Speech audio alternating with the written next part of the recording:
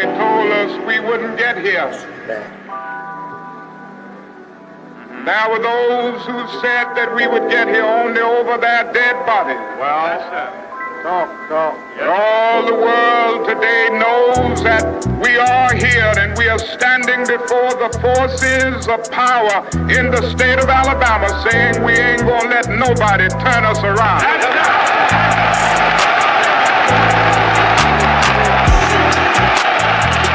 Today I want to tell the city of Selma. Tell them, Doctor. Today I want to say to the state of Alabama.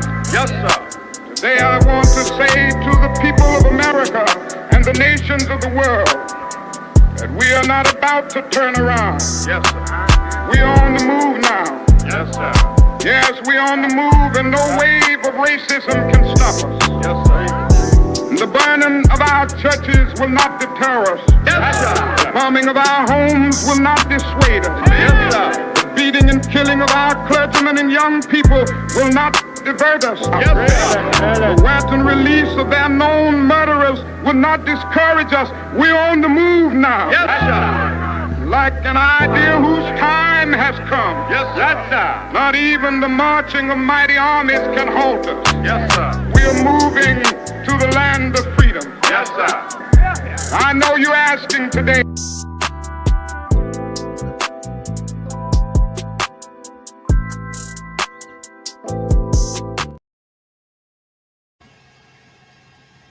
Welcome, Content Kings. Welcome, Queens.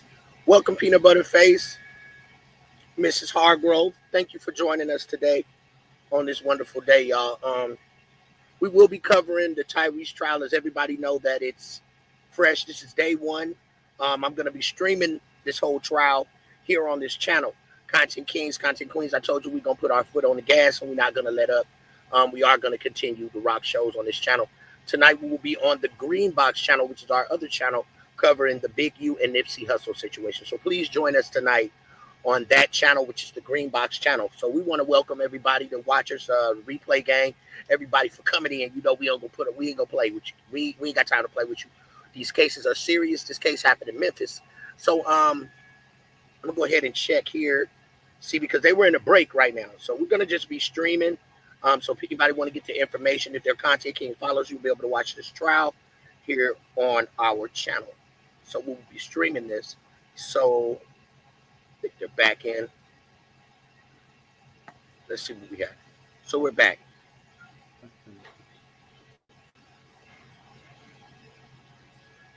Was start the trial. Last time I checked, they were on break, gang. So let's see here. Chandeli, okay, I think so. Chandel, I think they're back in. Let's go ahead and double check and make sure this live isn't behind. This was the open statement. So I'm gonna go back here, gang. Please hit the like button. People that are new, please feel free to share this video if you want to.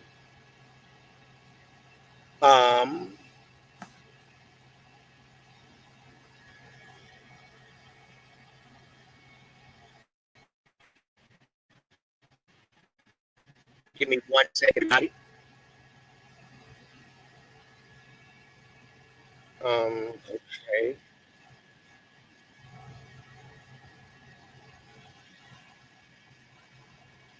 So looking like we're back.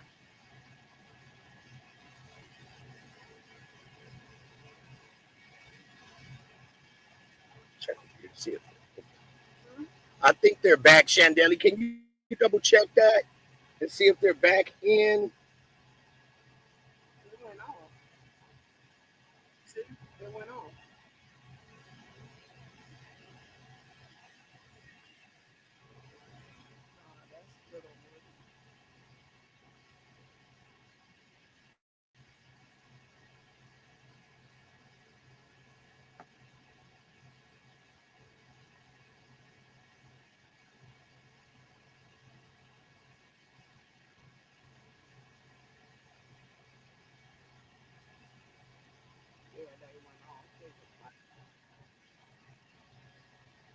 You gotta share your screen. You gotta share your screen.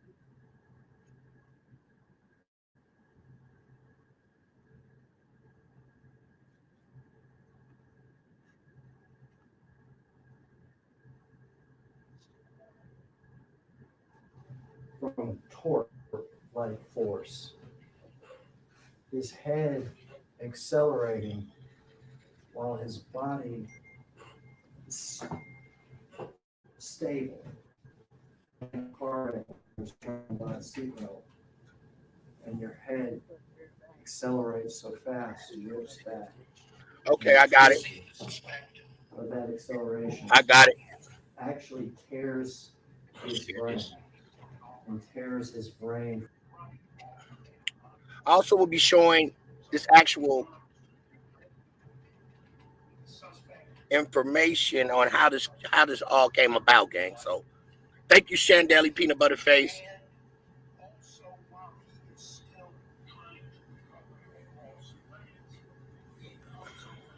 On history.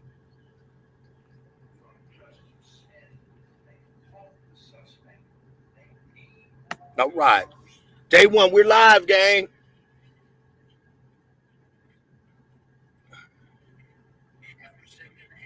Thank you, Top Notch Princess. Welcome. Shandeli, the link is in the chat.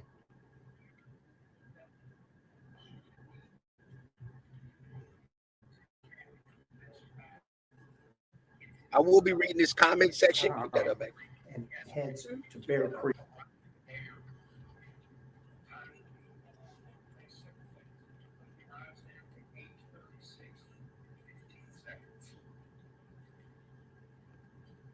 And Castlegate. Arriving there, time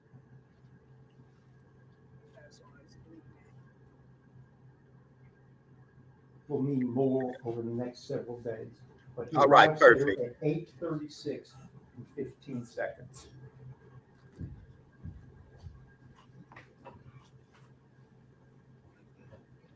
When he arrives, he knows this is. How's my audio, gang? Sound good? He knows he's fled 3 times. He knows he's gotten away. It's working, from sneaking in. Haley, Hemphill, and Martin. He knows he's fled from Mills and Bean. He knows that Justin Smith has called for more cars because he's fighting. As he arrives, all of officers are down towards the ground. The driver has a handcuff on his left wrist. Thank you, guys. On his right wrist.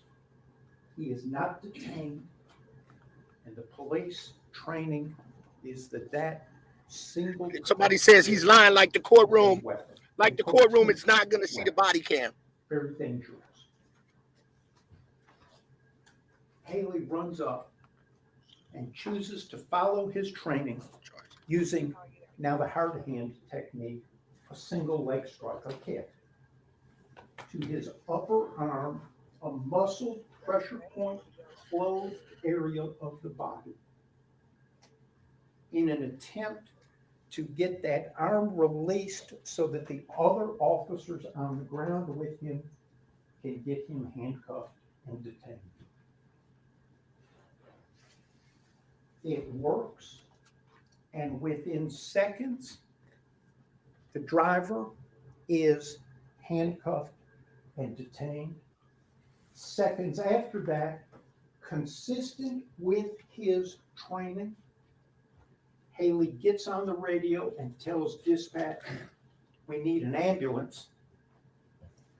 The suspect has been pepper sprayed, tased, and everything, is his exact phrasing.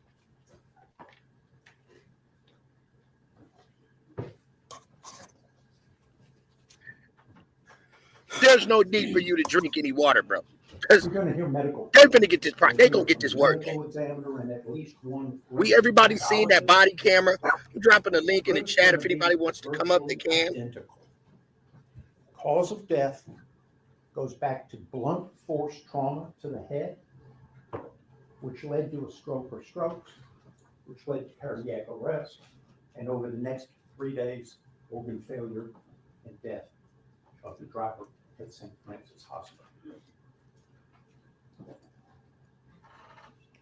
All of the force and all of the trauma is on video, and you're going to see it. You have to We're here now. it together because some parts are on different officers' body-worn cameras, and some on the Skycop cameras. But they all have a timestamp on them, and the body-worn cameras all have an identical camera number that I call an axon number. It's an axon camera system, AXON, and then a lengthy number. So you'll know whose body-worn camera you're watching at the time you're watching. At Ross and Rains, Demetrius Haley used soft hands in this high-risk traffic stop to get him out of the car, used pepper spray and helped to take him to the ground after Martin announced, "Let go my gun." The driver took off and ran. Salute, Damon. How you doing, gang? Hemphill used How's my audio, gang? use his taser. Put a one in the chat if y'all hear me good. At Castlegate and Bear Creek, you'll see that the driver was tackled. I believe it was Officer Bean that was the first one to reach him and tackle him. Bean and Smith were the first two there. Mills was the third one there. Mills used pepper spray 3 times and the asp baton Hey, Shalonda. on the same right arm. Martin, you've seen once, kicked him twice in the head and punched him 5 times in the head and face. All before Demetrius Haley arrived.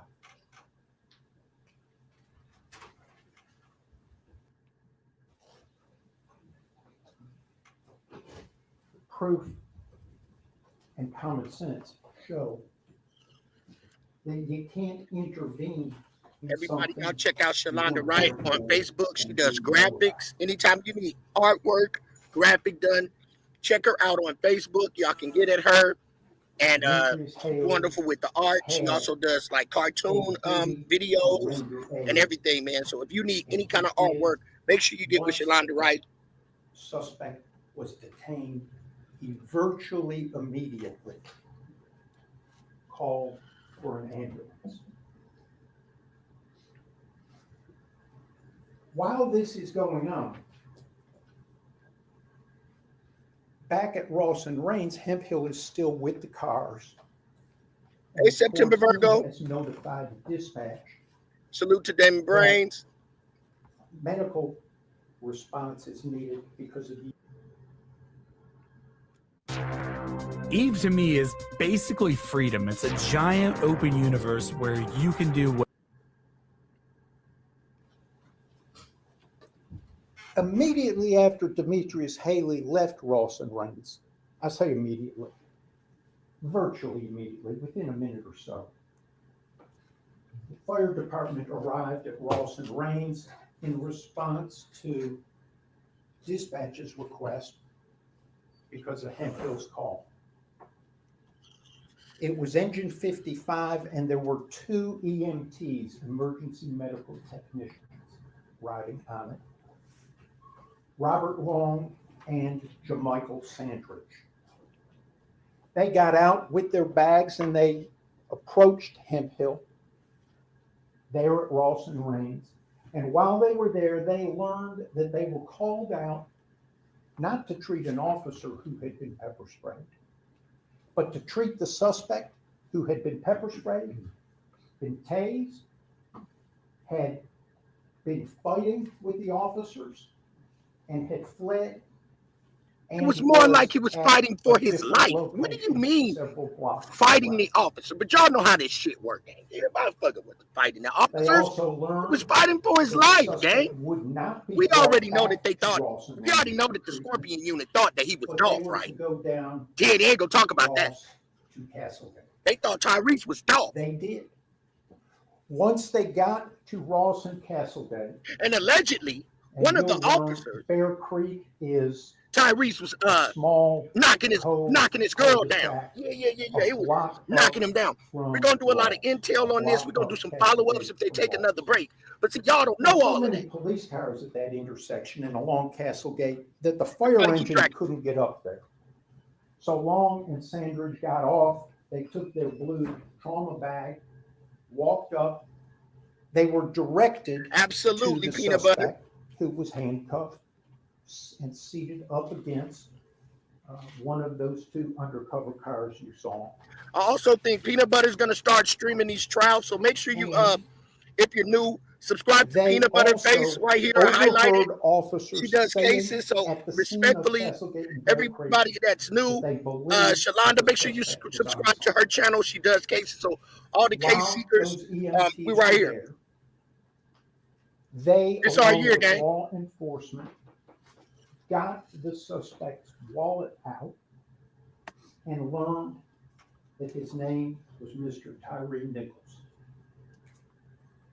He was nothing to Demetrius Haley or any other Memphis police officer other than the driver of that blue Nissan Sentra until that point.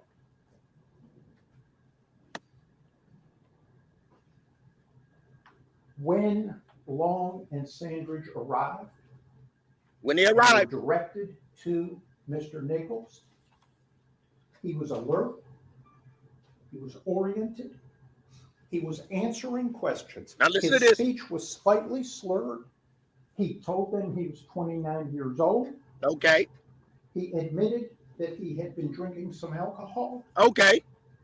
He sort of ignored the question about drug use. He neither admitted nor denied drug use. He just really didn't respond. Okay. He didn't complain of pain. He didn't say anything about what had happened. He repeatedly said, "I want to be uncuffed," and stood up. Those EMTs spent the next 14 minutes standing and observing Mr. Nichols. So now they're trying to make it like. Also, can't remember if I said like Fergus. And his pupils were pinpoint, which to them was indicative of the suspected drug use. Because of that, now they want to George Floyd. Long called for an ambulance. He and Sandridge stood and observed Tyree Nichols for roughly 14 minutes. And 14 minutes they're observing him. No vital signs taken, although their paperwork said they were. After that 14-minute mark, an officer off camera, but you hear the voice. Now, believe that it's Justin Smith, but you'll make your own determination. But an officer says something, "Hey, are you okay?" directed at Mr. Nichols. EMT Long is there, and he notices a change in Mr. Nichols' condition. He performs a sternal rub, which is basically a knuckle in the breastbone, to see how responsive he is. And Mr. Nichols responds to that. At that same time, the ambulance, Unit 28, arrives. It is staffed by another EMT, Jalen Jones, and a paramedic by the name of Jesse Guy. The paramedic has more education and is able to provide a higher level of care and perform procedures and administer drugs that an EMT can. Mr. Guy takes over the care, immediately gives him Narcan, intranasal Narcan, in an attempt to counteract what may be an overdose. By this time, Mr. Nichols has gone from alert and oriented to responsive, depending to unresponsive. Okay, they observed him Paramedic starts an IV. way too long, Peanut Butter Face says. He's trying to put it on Tyree and the EMTs. And the ambulance is off to St. Francis Hospital. Virtually, when he back doors of the ambulance are closed. I'm trying to figure out and how they're going to pull that one off, Peanut Butter Face. From engine 55 ends up driving the ambulance. In the back, the first things first is how the man was handled, treated, beat up by these officers. Other two EMTs, Jermichael Sandridge and Jalen Jones, who had arrived in the ambulance. People just don't. He is treated. He goes into unalive and for nothing. Gets CPR in that situation. Now everybody's seen this beating. Is transported to St. And again, Hospital. We're going to see the cameras. Is transferred to the emergency room.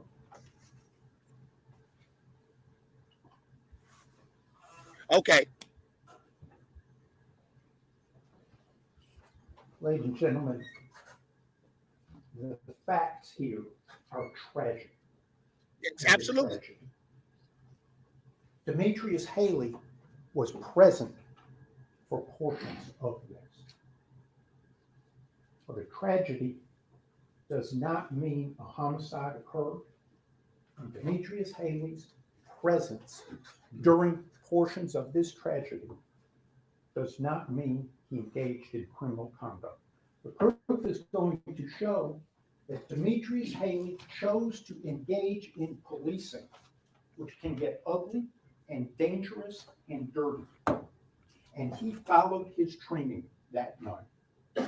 The state has brought murder, kidnapping, assault, oppression, and misconduct charges against Demetrius Haley. I'm not going to spend time on the elements, but I want to talk very, very briefly about the state's burden. We all know it's beyond a reasonable doubt. That is the highest burden in our legal system.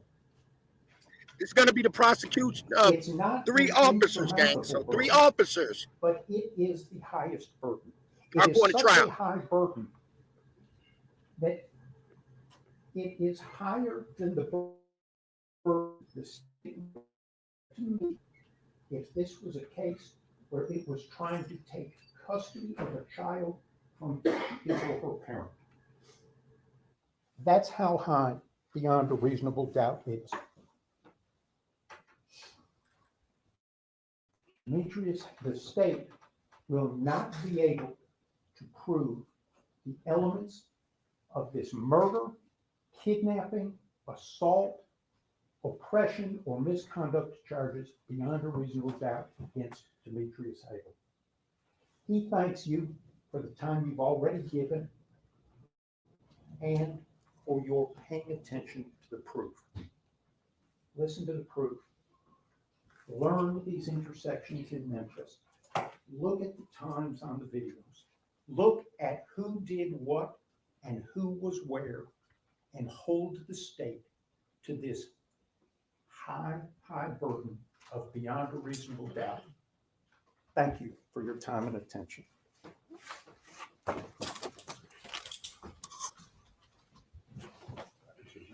Yes, sir.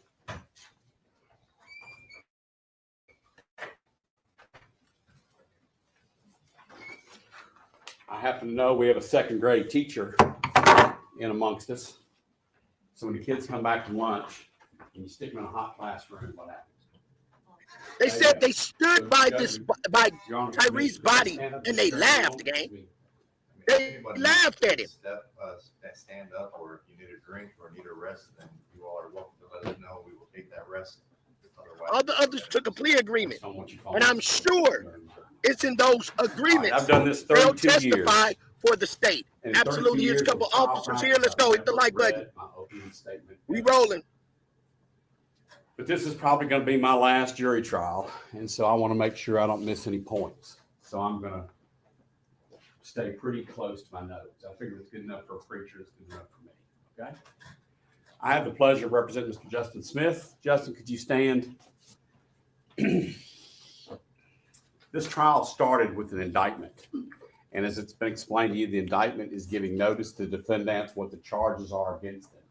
And you've heard what those charges are, ranging all the way from second-degree murder, all the way down to official oppression, kidnapping, aggravated assault. All right?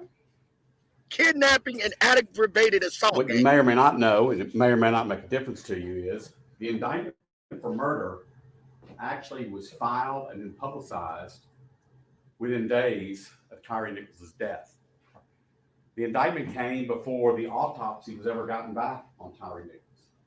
The indictment occurred before the toxicology reports. It's on video that they laughed, took pictures, Then sent the pictures out via we text. went through I'm that. telling y'all they thought it was criminal golf. sentence. You didn't go through the process of the indictment, turn yourself in, et cetera. And then we just go on the process of discovery. So there's a lot of things that we know in our files that you don't know yet because the state has to give us what's called discovery. Okay, and so from that discovery is what we piece together our defense, and it's what the district attorney uses to prosecute. Now, Mr. Hagerman said a very common theme that we heard in Memphis a lot. For those that don't know, Hagerman is also on the dog case. Peanut Butter Face says, okay, I just read that. Tyree died, which, by the way, is a tragedy. It's tragic whenever anything that God created dies before its time. It's tragedy. Everyone was screaming and yelling justice for Tyree. Yes, they was. And these indictments came down targeting 5 police officers. And about the only thing they had in common were they were on the Scorpion team and that they were at Bear Creek and Castlegate that night. You've heard from the lawyers about someone named Emmett Martin. Emmett Martin's not here. The reason Emmett Martin's not here is he's already pled guilty to killing Tyree Nichols. He's not here. Desmond Mills has also pled guilty to causing the death of Tyree Nichols. He's going with the baton. I'm going to baton the fuck out of you. Give me your hands. Give me your hands. That's that guy. He's already pled guilty to causing the death of Tyree Nichols. What you may or may not know is they're awaiting sentencing. Their sentencing, some of it's going to depend not only on the crime that they pled guilty to, but it's also going to depend on their testimony here and how favorable or how cooperative they are with the state. Don't think for 1 minute, if somebody's looking at life in prison, they won't come in here and point the finger and say whatever they can say so they can get favorable recommendations from the government to reduce their sentence. Okay, those 2 guys aren't here. The guy who punched Tyree Nichols, I think 5 times. And you're also going to hear from the pathologist that says that there are 5 distinct tears in the brain, coincidental, that killed Tyree. What happened is that his brain started shutting down from the injury. It then affects your central nervous system and went into heart failure. Okay. During that period of time while they're waiting on the ambulance, only 1 cop is monitoring Tyree's respiration rate. Okay, which cop is that? And you'll hear him. Mr. Sting was right. You'll hear him on tape saying to these EMTs, who I'd be willing to bet we're all going to walk away from this saying those EMTs were the most incompetent people in the whole world. Because Justin Smith said either 3 or 4 times, hey, do you have the baggy thing to put on him? It's a rebreather to give someone oxygen. A cop is telling the EMTs, do you have the baggy thing to put on him? you'll see and you'll hear Justin Smith saying, his O2 is getting low. Where's your green bag? You'll hear that phrase, green bag. The green bag is the bag that has the oxygen canister in it. Okay, now that's what Justin Smith EMT said. Long was supposed to have brought So with Justin him. Smith is one that's Oh, pleading wait. that he's innocent. There's some confusion about EMTs and ambulances. Okay, in Memphis, what happens along with they will Darius dispatch a Bean fire truck first, and Demetrius Haley. and on that Those fire are the truck three are officers So that's who first arrived. that are Okay. pleading not guilty. Then, if the medical care is higher or needed higher, that's when dispatch will then send an ambulance. And you'll hear proof that ambulances are in very short supply in Memphis. So what they'll do is, in order to span that gap, they send the fire truck first. Now, I think Mr. Stingle misspoke. Hemp Hill is not who called for medical. It was Justin Smith, and you'll hear it at 13 minutes and 15 seconds on the dispatch tape. You'll hear that tape. The whole interaction starts at 9 minutes. That's when they're over there fighting at Ross and Range Road and doing all that, okay? And the call goes out saying, hey, we have a black male suspect running southbound Ross Road who's been tased and sprayed. Every cop who's going to come in here and testify will say, when you hear that, that means there's been a fight. If someone's been tased and sprayed and he's running, there's been a fight. And so when an officer calls for assistance because of a fight, you come. That's what Mr. Perry mentioned about how they actually let a suspect go so they could respond to help, okay? But listen on the dispatch tape. At 13 minutes and 15 seconds, it's Justin Smith who comes up on the radio, who's not even there. We have He's Martin responding to and the call. Officer Martin and Officer He Mill that tells the will testify. dispatcher how to do her job, apparently. Hey, go ahead and roll MFD now if chemical agent has been used. Because they know Like Peanut Butter Face said, they took a plea deal. That was Justin who called before they ever even caught Tyree Nichols. So at the end of this, don't tell me that Justin Smith was not concerned about the medical care of an unknown suspect who had not been searched, who had been fighting with the police, who had been tased and sprayed, that Justin Smith was responding to. Oh my God, give me a Now, break. Justin Smith, He's if lying. anything, is a horrible They were navigator. known So for he rolls targeting up to Rains and Ross Road where Hemp Hill is standing, and this Scorpion is what unit Mr. was Perry was talking gruesome. about. You'll see on They were paid. They were paid officers. They were being paid Justin off. pull up. Come on, Memphis. Y'all got to tight up. Stop. Memphis is going to suffer after this. He looks at Hemp Hill and says, "Which way do you go?" This Hemp Hill, lawsuit is going you'll see, to put Memphis in very poverty. young, very chubby, chubbier than me, white guy. He points and says, "That way." Off Justin goes. So Justin goes into the neighborhood because his experience tells him if you don't catch somebody pretty soon and set up a perimeter, you're not going to get them. And if he's been sprayed and if he's been tased, by the way, this after the fact business about the taser didn't work, nobody knew that then.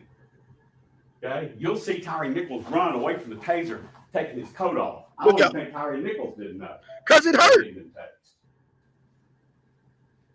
But if you don't get medical to check someone out, you can find them later in a bush dead for an asthma attack, shock, whatever, heart attack, whatever. So Justin calls dispatch. Can we set a perimeter up Okay. so we can get this guy?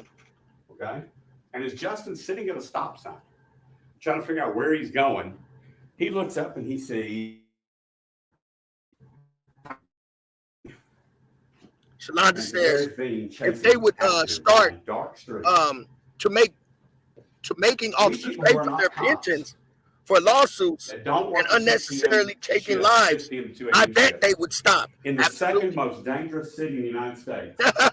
That's Don't so true. understand what it is to run down a dark street after a suspect who has now run from the cops 3 times and he's unsearched. You will hear proof that Justin Smith in a short 4-year, 5-year period on OCU, that's organized crime, which is the umbrella to Scorpion, made over 1,000 felony arrests. Think about that. That's almost one a day. That's how dangerous Memphis is. We are the 5th most, this is FBI statistics, 5th most dangerous city in the world for murders. And Tadarius Bean is chasing this man down a dark street and tackles him. Justin's sitting in his car. He sees this happen. So Justin makes the choice. We hear about choices. Justin makes the choice to get out of his car and help Tadarius get this guy in handcuffs. Okay? Now, I may or may not misquote Justin. If so, please forgive me. Tapes will be my guardrails, okay? But the first thing Justin and Tadarius say is, bro, give me your hands. Give me your fucking hands. Man, just give me your hands. And they want to take issue with the fact that they had his hands, okay? But I want to tell you something. And every cop that's going to testify will tell you that as old as I am, if a cop grabs my hands and I don't release my arms, it'll take 3 cops or more to keep those arms behind my back. So as they're screaming, give me your hands, and they've got their hands on him, that's like, give me your hands so I can put them behind your back and handcuff them. Okay, that's what that means.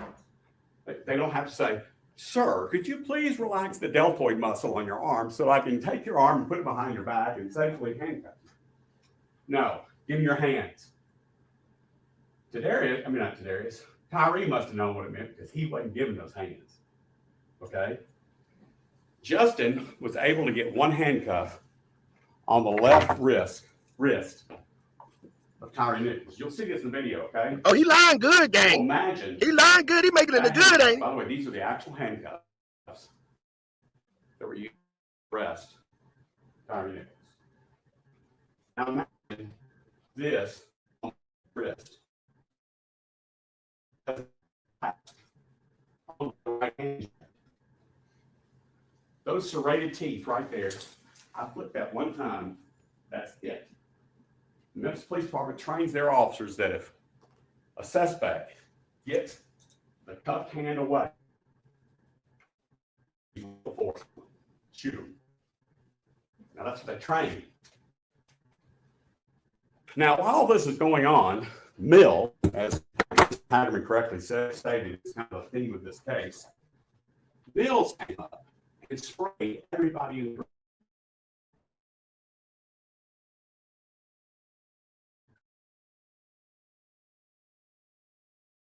Pepper.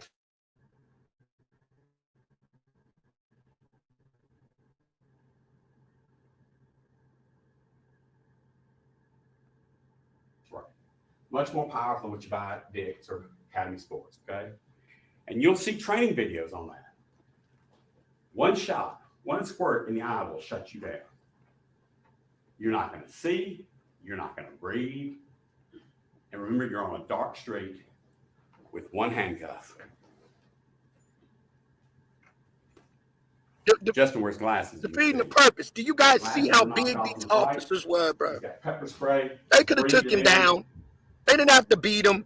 It's not that hard to wrap up somebody and put some damn handcuffs on him without beating them in the face and not doing the force that these officers did to Tyrese Nichols. When he sprayed it. Those two walked off and took a 1.5 minute break to get their breath back. You'll see all this on video. Oh yeah, we know. Mills over there breathing, snotting, spitting. You got Martin, who's like this big. Whoo, whoo. He breathe. Not Tadarius and Justin. They still got their hands on him, on Nichols, trying to get him. And you'll see him bent over at 90 degrees. By the way, the white tennis shoes are Justin. Justin had blown his knee out the night before on another chase where he caught somebody. He wasn't even supposed to be at work. Look how the judge is looking, gang. You'll hear from his wife. His wife told him not to go to work. This judge face is epic, gang. It's a mean-ass looking judge. It's a tactical vest, but it's a bulletproof vest, okay? Justin's bulletproof vest has 2 reflective strips along the rib cage. So it's real easy to keep an eye on Justin during this whole altercation. Tadarius, about the same, a little bit bigger than Justin. He has a black hoodie on, so he looks like a cone head as he's wrestling with Tyree Nichols. These cops arrest violent felons every night. And every cop who will come in here and testify will tell you that Tyree Nichols was the most difficult arrest they've ever made. He had superhuman strength. And I'll bet you right now you're asking the same question that everybody in the world was asking. Why did Tyree Nichols run from that first traffic stop with Emmett Martin, Demetrius Haley, and Hemphill? Why did he run? This traffic stop, traffic stops happen all the time. Why did he spin on Haley? We will take on a break. We'll watch this body cam. No weapon on him. That's it. Why did he spin on Haley? When Haley and them, these big men, put him on the ground and he got up and ran away, why did he run away from that car? Why did he abandon his car? He's looking at a reckless driving charge. Whoop-de-doo in Memphis. And you get a gold star in Memphis for that. Why did he run? Then you're going to see him just down the street on another Skycop camera, not the one that Bear Creek Casket, but another one. And you will see Tyree Nichols, the TBI agent, will come in here and testify that that's Tyree.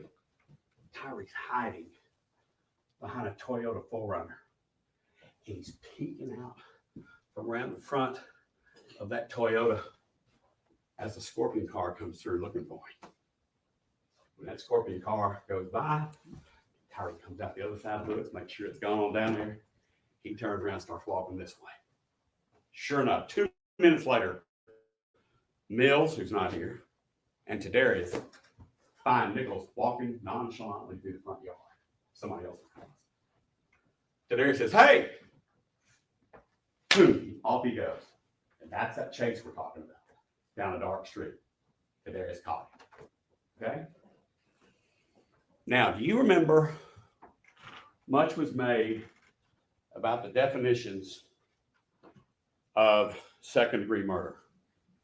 Unlawful, knowing, or intentional. And remember this phrase, reasonably certain. So, not reasonably expected, reasonably certain. When you hear about Justin Smith, and when you hear about Tadarius Bean doing what they did that night, there's no way. There's no way. If you're in the bushes new to the channel, please make sure you subscribe, share this. We also cover a lot of cases. Please do your research on this channel. This is a new channel. We're back at it again. Hope you enjoy. So thank you for joining us. He had admitted being homicidal. Salute to the kings and queens. Smith put him out on the streets anyway. Cops have to rely upon other cops, just like that surgical team that Keith Berry talked about. You've got to rely upon the other cops on your team to do the right thing at the right time. Okay? No one could have expected, much less be reasonably certain, that Emmett Martin would come and crush the brain of Tyree Nichols. And before you take my word on it about what kind of person Justin Smith is, you will hear proof that Justin Smith never allowed another cop to ever abuse a suspect. You say, well, that's great, Sumach. Everybody would say that. You will hear direct proof that not 1 month before this, Justin Smith turned in a Scorpion Team cop for slapping a handcuffed suspect. Just slapping. What Emmett Martin did was a heck of a lot more than slapping somebody. Justin Smith was proud to be a police officer. You will hear proof. That's all he ever wanted to be. He wanted to be a cop since he was 10 years old when his mama was being abused and a Millington cop came to her assistance. There's DIY, and there's doing it yourself. It's the difference between being creative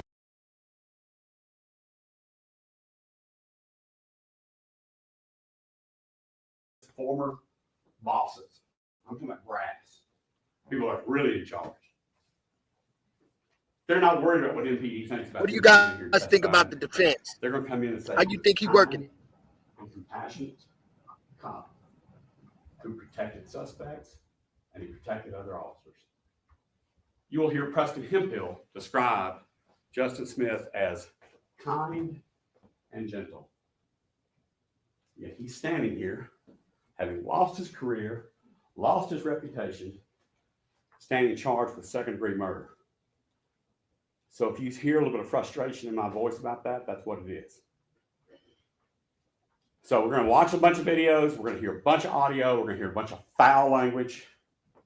And at the end, I think good things will happen for justice. Because no matter what the politicians wanted done to Justin, indicting cops, that's a big thing nowadays. No matter what the politicians wanted done to all these cops, it's your word.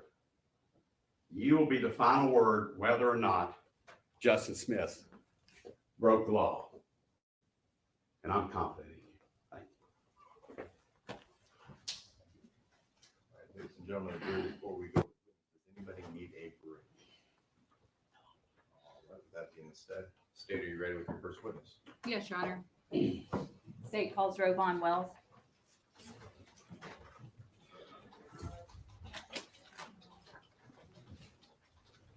Come on, Wells.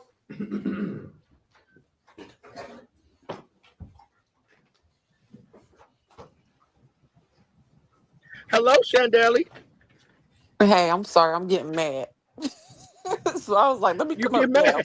now. I'm getting mad. They're making me mad. Because they're like, we're not going to see all this evidence. I know, right?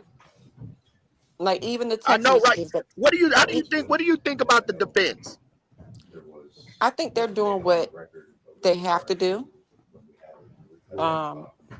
They're paid to do a job. Are there any Yes. that potential witnesses in the courtroom that the defense had? So what made you mad?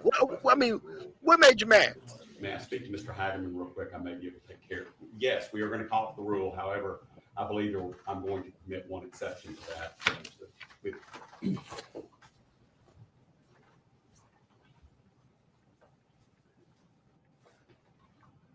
Can you hear me, Shandeli?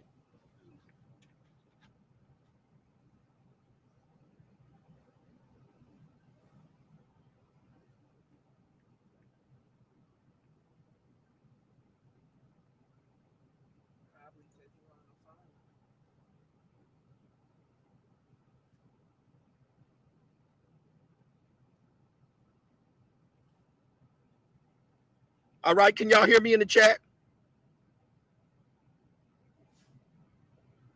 Can you hear me, Shandeli?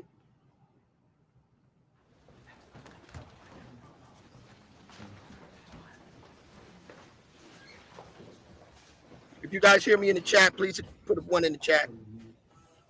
You ready?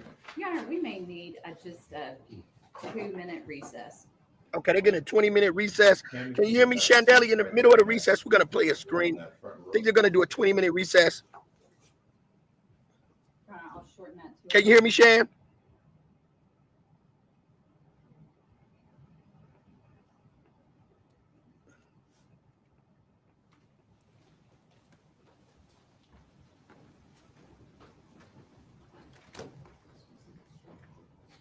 Can you hear me, Shandeli? Ma'am, do you solemnly swear or affirm that the testimony you give today will be the truth and nothing but the truth to help you God? Yes. All right, please ask.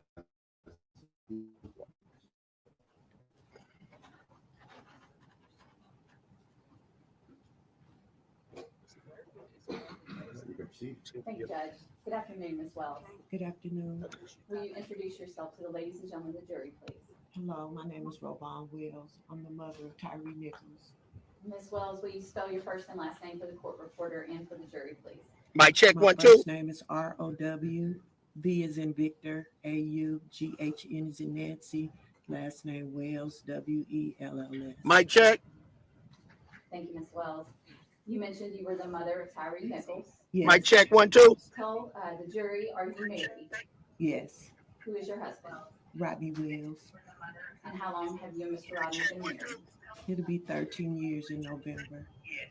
You mentioned Okay. Tyree was your son. Do you have other children? Yes. Can you tell the jury about your other children? Their names. Kiana Dixon is my oldest daughter. Michael Contreras is my oldest son. Lindsay Dupree is my middle son, and Tyree. It says I'm back in, Shandel. Can you hear me? Ms. Wells, Yes, are I you can a hear native you. Memphian? No. Okay, good. Can you tell the jury when you moved to Memphis? I moved to Memphis in 2008, March of 2008. They got this lady so And I far away wanna you can't hear draw your her. attention back to the time of January 2023. At that time, where were you living in Memphis? It's 6743 Castlegate Lane. And who lived with you at 6743 Castlegate? My husband and my son Tyree. Where were you employed back at that time in January 2023? First Horizon Bank. Was Mr. Rodney Wells employed at that time? Yes. And where did he work? At FedEx. Was Tyree Nichols employed at that time? Yes. Where did he work? At FedEx. Did your husband and son work together at FedEx? Yes. I want to draw your attention specifically to the date of January 7th, 2023, a Saturday. Tell the jury what you remember about how that day started, and specifically Who is this your lady, interactions Chandel? with Tyree that morning. This is his mother. This is Tyree's mother. Okay. When I woke up that morning, Tyree wasn't at home. He came in about 11:30 that morning. There was a co-worker that was teaching Ty. Memphis is so poor. Like, damn, get a microphone for her, put it up on her shirt. Damn. Saturdays, and they would, he would teach him how to do the forklift. Can you hear her good? Tyree, like I said, he came in. I can hear her good. She's already soft spoken anyway, but they should have had her at least on a stand with a microphone underneath her. Down. Absolutely. He got up about 2 o'clock or something. So what frustrated you about this in the defense? He took a shower. What frustrated you? Just the part that they acting like they're not gonna see what happened. That we're not gonna see what happened. Most certainly. Most certainly. And I'm glad that the mom is speaking now. So that way they can see him being humanized versus them trying to weaponize him. That night, he asked me what I was cooking. Chandela, you don't play with these cases, do you? Are you cooking? Oh, I don't. That's what I like about you. Because you're passionate. How are you gonna I do be sharing your content. Yeah, so like I said, everybody check her out, Replay with Gang. Her name is up here, so you type that in and you'll see her channel. She's a new CC, but she volunteers for the courts. She does a lot of cases, so just she's stepping out, and I think she's gonna do a great at it. So I'm glad we enjoy the same thing, which is cases. So I'm glad this is out. Chandel, are you gonna be streaming this as well? Well, I don't know if I'm going to stream it. I'm going to have to see because I'm going to be at work when this is going on. So I'll probably end up just doing a replay and an overview of everything after I watch it. Okay. So check her out on overviews because she's working. So, and as y'all can see and hear the passion in her voice, that she's serious about it. So I'm looking forward to seeing that so she can catch everybody up. So I will be following her content on what I miss on this. So watch the game. We're gonna keep posting. We're gonna keep it out here. We got a knock at the door. Bang, bang, bang. Memphis police. My husband went to the door. I heard a gentleman say, does Tyree Nichols live here? My husband, he paused a second, and then I came to the door, and I said, yes, Tyree lives here. I'm his mother. What's going on? They proceeded to tell me the police officer that was at the door, it was actually 2 police officers at the door. One proceeded to tell me that Tyree was arrested. And I asked them why he was arrested. And they said for DUI. And DUI, that didn't sound right to me. And tell the jury, why doesn't that make sense to you? Because my son, he doesn't drink like that to have a DUI. We're not drinkers in our families. So Ty would barely drink a beer, or something. So it just didn't seem right to me. What about this part? Her saying that on drugs. Did he do any type of drugs? The alcohol situation. And I You think said, he was no, impaired? he don't do any type of No, and drugs. the autopsy Smoke a report will little show that, marijuana. which is And why I the said, Narcan did not why? work when they tried to They shoot him up said with it. because had all this wild strength and all this strength and everything, and they had to end up pepper spraying him and tasing him. And that still didn't sound right to me. And I made a statement.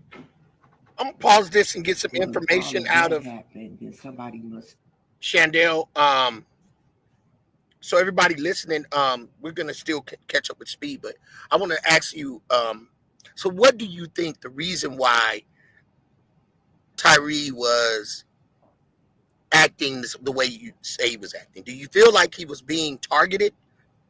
I feel like the dude that pulled him over, the main guy that started all of this, he definitely was targeting him because he went through his girl's phone. He seen the stuff, and she's the same one. After they beat him up, she sent pictures. He sent pictures to her phone of the damage that they did. So he most certainly was targeted. The same way this special unit, excuse me, this special unit would target a lot of different people in that area.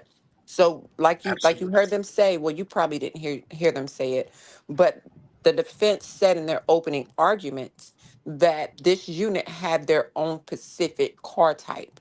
So when he seen that vehicle and they were already messing with him, he already knew who was coming, because this unit was disbanded after this happened.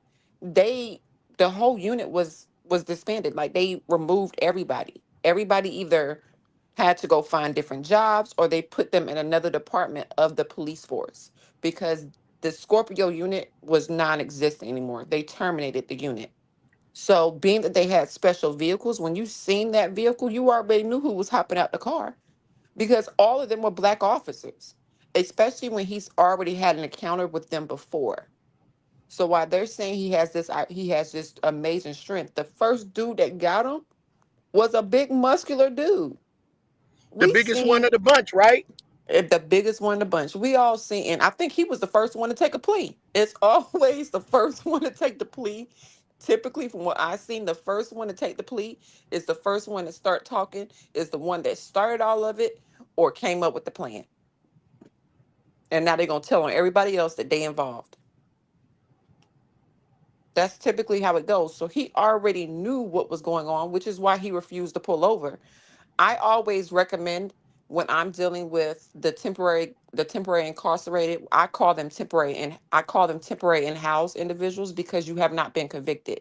You're just sitting at the county jail. You could be guilty. You're innocent until proven guilty. So I always tell them to just be careful. Be careful out here. Don't talk to nobody. Don't do any of that, because they're looking for a way to get you. They're literally looking for a way to get you. So I always advise everybody, just pull over. If you don't feel comfortable pulling over, call dispatch and let them know that you feel uncomfortable and you're trying to get to a well-lit area. I wish he would have done that, and maybe he would still be here today. But the dude was already out to get him anyway. They were already out to get them. And then what make it so bad for me personally, because I was in an MP unit when I served in the military. I was in 16th MP Brigade and 503rd MP Battalion here at Fort Bragg. Um, they go through tasing. You got to get tased in order to get certified with that taser. In order to get certified with mace, you gotta go through all of that. In order to get certified with the K9, you have to go through being attacked. So they have certifications that they have to go through in order to get that. So they know the damage that they were inflicted by tasing somebody multiple times. And it's actually in their bylaws that you can only tase a certain amount of times, which is Okay. why they probably tased them more than they should have, which is why they're trying to blame it on EMS now. And they Right, didn't give right. EMS the full story of what happened. EMS was on scene stating that it didn't look like that's all he received. Send it to you. I think that you did. I think you said that so well, so fluently. So that's also information, and you always can share this on our on your channel. Anything that you say, just to reevaluate some of the things that you're saying, because I think a lot of people should actually hear what you're saying, because you know what I'm saying, that is very important. And for people to listen what she said, when she basically said, if you feel like you're in danger, you don't want to call dispatch, lit up area. And it's like you said, and I agree with her. If Tyree would her actually say this, he'd probably be upset. So these are things that we cases out while we do it up here. We talk about cases, some of the things that we said can help you in your future with how they should react when it comes to dealing with enforcement.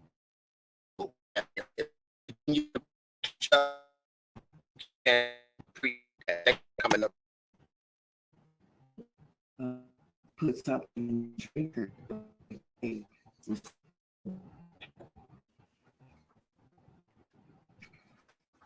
So the officer told me that they're going to be taking my son. Okay. So he's going to go out and come back in, and we're going to continue rocking this show.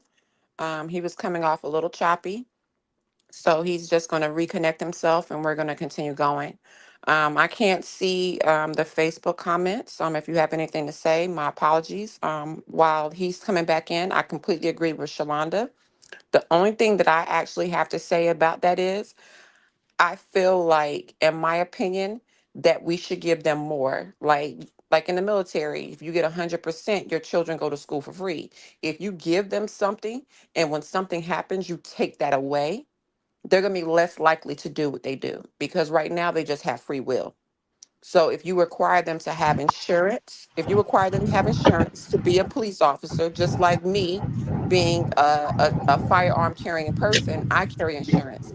If you make it mandated for these cops to have their insurance because they are on the force, you create a doggone freaking insurance company that is just for officers, and you have to have that.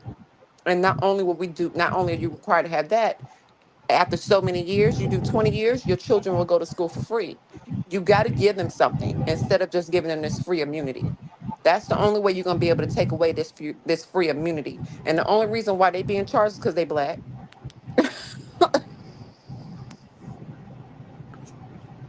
Keep going, girl. You was doing your thing. Keep going. I like that. You was doing your thing. I That's well mean, said.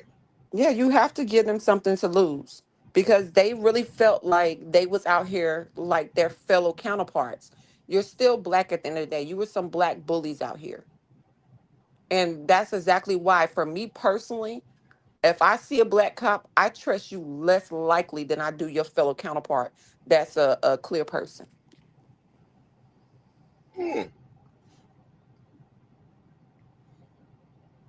Well said, Shandeli. I can't nobody say it better than she just did. I'm browsing through here. So we're gonna go right back, gang, and listen in. Do I sound clear to everybody? Do I sound clear to you? Yes, sir. You sound perfect. I guess we're gonna go back Okay, to thank Mama you very Bear and much. listen to Mama Bear speak. Yeah, let's go ahead and listen to Mama Bear speak. Um, get Mama Bear back up here, gang. And it's sad that she has to go back and, you know, picture all of this happening again. And, it's sad. We pray for her to have strength and to get through this.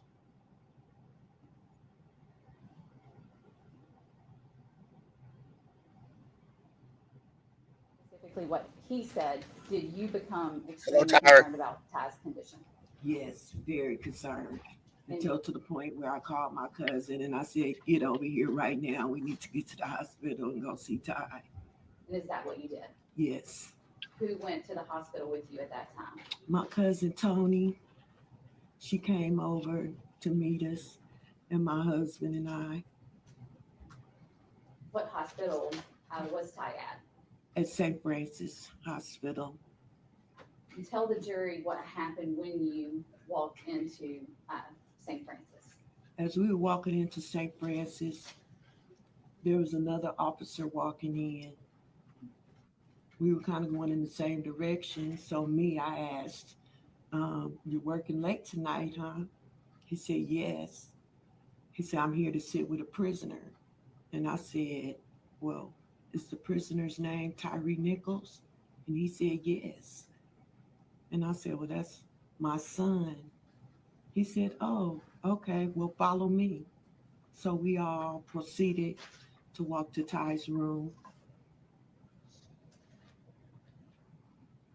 Ms. Wells, I know this is going to be difficult, but I want you to explain. You can tell it's during difficult when for you went her. in Ty's room, what you saw, what Tyree looked like, what you saw, what you felt, what happened in that moment. When I walked into the room and I saw my son, I immediately went over to him and I fell out on him because my son was beaten to a pulp. His head was the size of a watermelon. Dang. His nose was broken. His neck Yeah, it was bad. was split open from the swelling. He was bruised from head to toe. It was like they beat the shit out of him. Dang. That's what they did. They beat the shit out of my son. Whoa. And left him for dead. Whoa. That's what they did. Ms. Wells, were there other officers in that hospital? That was room? epic right there, gang. The doctor was there. I will be putting that moment back up. That's there were epic. Some other officers in there. Once I saw my son and I basically passed out on him, I just laid on him and just started crying. And I just burst out and said, what the fuck is going on here? This does not look like no pepper spray and no tasing. And a police officer took my husband and I out the room. My cousin stayed there and took us into another room. I want to say it was a sergeant or captain, I can't remember. We spoke briefly. And then next thing you know, all the Shelby County police and everybody was out the room. They said TBI had taken over the case. And all the police officers that were there were gone. And so it was just the TBI, the nurses, the doctor, and my husband and my cousin. We were in the room. Now, this is typical when the state takes over. No. You wanna elaborate on that? So when the state takes over, because they had deemed this an officer involved incident that required hospitalization or unaliving, all of county or city organizations as far as the police are concerned, because everybody, I'm not exactly sure if the county was involved, the sheriff's office, which is considered the county, or the city was involved, which is Memphis. So whoever was those two entities that was in that doggone freaking hospital room or was involved, once TBI, which is the Tennessee Bureau of Investigation, once they come in, all hands are off. They can never talk to him again. They can't speak to him. He's off limits. So they have to immediately leave the hospital room. I'm actually surprised that because they deemed him a prisoner, that they allowed her in there. And that may be because they knew they were wrong. They knew everything that happened was wrong. So they allowed her in there, because typically once you're deemed an inmate, your family has to practice and go through the same protocol as inmate visitation. And typically they will not let your family into the hospital room, because to them, you going to the hospital is a vacation. That's how most jails look at it. So she typically, I'm gonna match that up to what you yeah, just said to the clip that I do edit for her epic moment. I will have that audio of you saying that, because that's wild. Yeah, They're typically gonna they make would high have dollar waited. off of this case. Yeah, they would have waited until he got to the county jail and then told her that she could see him then. but she can't because they consider it a security risk. Because I can guarantee you, with him being considered an inmate, they took it a step further and handcuffed him to that bed, which is why I took a personal offense when that damn defense attorney had the nerve to pull out some handcuffs in his opening statement. Joker, you done lost your mind. I'm glad they trying all y'all together. That was crazy. Ooh. And look, y'all, she dropped the mic when she said that. I know that's real. Let's go, gang. It's not Well responsive. said, Chandeli. He was on a breathing machine, and the machine was keeping him alive. And did you know from the minute you walked in that room that night that your son was gone? Yes. You couldn't. There's no way my son would have survived from that. He was already deceased, basically. I say they must keep him on those breathing machines for 72 hours. But my son was deceased. Ms. Wells, several days after that, did you get a call like that from the hospital on January 10th informing you of your son's passing? Yes, I got a call a little after 2 by the same doctor, Charles. I want to say Charles. I can't remember. I meant to look. I can't remember. He said, Mrs. Wells. I said, yes. He said, this is Dr. Say. If your dream is to become a nurse, WGU's pre-licensure nursing program is here to help you make it a reality. Our program blends online courses with hands-on clinical experiences. And Deceased at 1:41 p.m. And I just lost it. I dropped the phone and I lost it. I lost it. I lost it. I lost it. I lost it. Because the first thing I had to do is try to figure out how I'm going to tell his siblings that their little brother is deceased. That was one of the hardest things that I ever had to do as a mother, is to explain to them. I called my daughter. When I explained it to her, I heard her falling down the stairs. She cracked her nose. And the fact that I'm from California, all my kids still live in California. So it was very difficult to not be there to tell them. I called my middle son, my oldest son, Michael. I told him, I don't even think he even heard me. And the reason why I say that is because a couple days later, he called. He said, Mom, what's going on with my little brother? Why haven't you called and told me anything? I said, Mike, Ty is gone. And he just lost it. He was like, what do you mean he's gone? I said, I told you Ty didn't make it. And he lost it. And then I had to call my other kids. My middle son, I had to call him. And then my god kids, and everybody just started. Everybody knew at that time.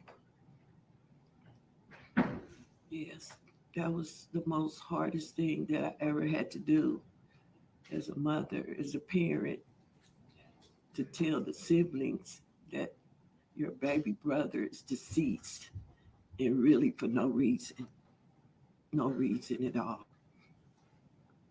Ms. Wells, at the time that Ty passed, how old was he? Ty was 29. He was a 29-year-old young man still trying to find his way in life. You know, he hadn't found his way yet. He was getting there. He loved to skateboard. Ms. Wells, I'm going to pass you a picture.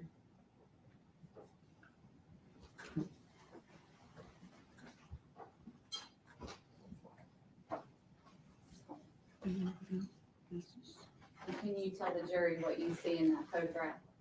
My happy Tyree.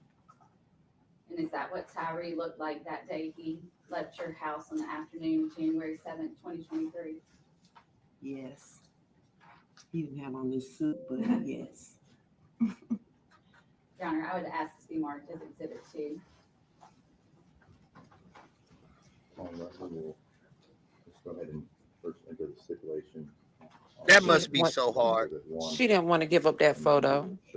No, she didn't. And I mean, her testimony is She wanted to hug that photo. very, yeah, her testimony is so heartbreaking and just real emotion. Your Honor, permission to publish.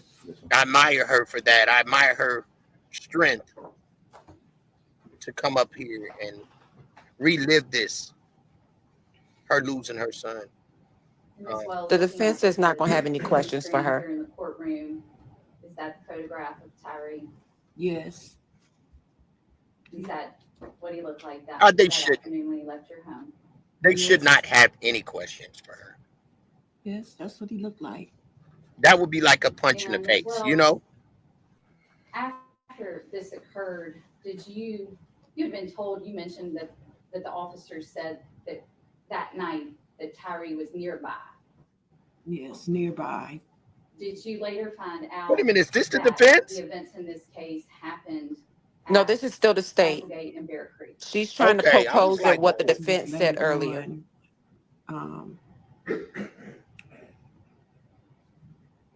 Actually, my son, they were looking at different videos and things of that nature, and they realized that this had happened in a neighborhood. And as they started putting two and two together, they realized that it happened in the first cul-de-sac of our subdivision. And tell the jury, if you can, about how far from your front door to where this happened, that cul-de-sac where Cascade and Bear Creek is, how far away is that? About 80 to 100 feet. He was trying to get home to his mama. Yeah. Yeah. Ms. Wells, I'm going to pass you another photograph. Mic check. Mic check, good. I hope they don't try to show this photo of what he looked like in the hospital room. I hope they don't. Not with mama. Ms. Wells, do you recognize what's in that photograph? Yeah, I recognize. And can you tell the jury what you see there? That's him. That looks like the hospital. Beaten to a pulp. That's the picture. And where was that picture taken? At St. Francis Hospital. My husband actually took this picture. And is that what he looked like when you first saw him? Yes. As we were walking in, and I saw him, and as I was walking over towards him, my husband took this picture. Your Honor, They Emmett Tilled him. Exhibit They Emmett Tilled him. So, I mean, you already know we're about to see it on the screen next. And this will be the first time the public is going to be able to see what they did to him. Because we just heard about it. We read it on the autopsy report when everybody else released it. But this will be our first time actually seeing it because they're going to make it as a part of evidence. So it's going to play on the big screen. In the courtroom, Oh. photograph you just looked at. Oh my goodness. Look And at is that what your son looked like That's how when you first saw him when they were done with it. that night? Yes. Or the early morning hours of Early January morning. 8th? Yes. Do you see how slim his face was before compared to like his whole body, but especially his face? Did you all have a memorial? He had a very slim face. Now look at his eyes. Right. Swole both his eyes.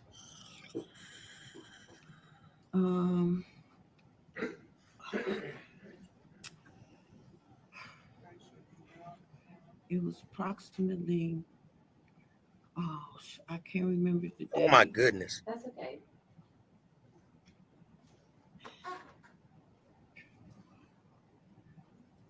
I'm drawing a blank on the Let's go back and I'm drawing a blank right now. That's okay. Did you have a service here in Memphis? I did. Ty actually had 2 services. And if one was here, Right now, on the blanket, on the that's okay. thing. Yes, we did. Yes. Go ahead, Shandeli. What was you saying? I just wanted to give evaluation and stop here and look at this for the people to see the way that they did Tyree. Yeah, his Like face is Shandeli double. said, he had a Yeah, it's slim double. face. He Yeah, does not even look like the same person, gang. at all. At all. This does I not mean, look like the same person. you can tell they kicked him in his eye. You can tell. And I'm pretty sure once that, and what make it so traumatizing is that none of this went away. So when he had his homegoing, this is what the funeral home had to prepare and try to make him look as normal as possible. Look at his So neck. Everybody pay attention to his neck. you see The that big old cut slice across his neck? across That's his what she neck. was talking about. That's what she was talking about when she said his neck was busted open. That's what she's talking about. That's invisible stitches. So everybody pay attention to that. And not only what I want everybody to pay attention to when you look at this photo, look at the pillow. Look at he's bleeding on the other side of his face if y'all can't see that. And it has leaked through the pillow. So not even no telling what's on the other side if they turn him because he's bleeding on there. You see that blood? There's blood on his shoulder. Well, they have to turn him every so often now anyway.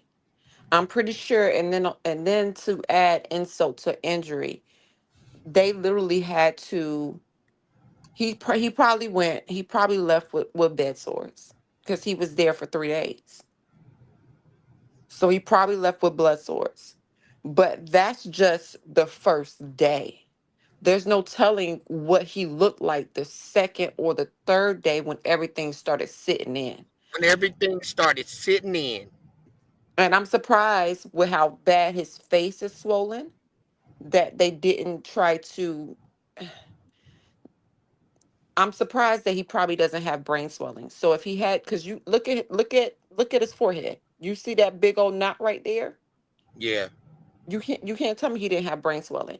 So I'm surprised that they didn't cut a part of his skull off to release some of that pressure. This is why the defense is stating, because now you see him. This is what the excuse the defense is using, that it took such and such time for EMS to get there. And then they stayed there for 16 minutes. But what they're not explaining is that EMS was confused because all they got the call for was a taser and mace. And then they show up and he looks like this. My mother was retired EMS before she passed away. It'll be 2 years this year. May she rest in. And my mother would have never done anything like this. Like as soon as she seen him, she would have went off on the scene. My mother has done less on scenes. I had to show up for my mother because she was going off. So to know that they stayed there for 16 minutes, my mother would have never stayed there for 16 minutes. But at the end of the day, when they were dispatched out, they thought that it was something completely different. And when they arrived, this is what they see. And now they have questions while they're still trying to perform life saving measures because y'all lied to them. And fire is just as trained So as EMS. So sitting there lying, stating that fire came first, so what do you it's the feel? same training. So with you saying that, are you saying that even the EMS kind of just wanted him to sit there and slowly unalive? No, no, they were shocked. They were shocked and they were asking questions. Because Okay. I There think we a go. couple of them actually end up getting terminated and charged too. I have to, don't quote me, but So I have to why do double you check think it. this is good? So why do you think the because they were just more or less shocked in order to perform their job, right? Well, remember the police lied. Oh, I don't know if you caught the beginning of when the first attorney spoke, but he lied and said that he had unhuman-like strength and he was on drugs and this, that, and the third. So Mm-hmm. they was doing Narcan and all this other stuff. They failed to they like, and so they're trying all this other different stuff while they're there. I think they probably shot him up with Narcan maybe twice. I have to go back and read Mm-hmm. because it's been a while since I've read this So case. you But I saying know, so the people know, and thank you for helping me with this case, Shandeli. I hmm really do, because everything you saying is perfect with the case, and I think it's being broke all the way down like it should. And we us spending time on this, like everything is critical. Everything that we're doing is breaking it down. And with that being said, so you're saying that they should have absolutely, when they got there, just put him in the ambulance and got him out of there, or do other tests? What do you? Can you hear me? Mic check. Mic check.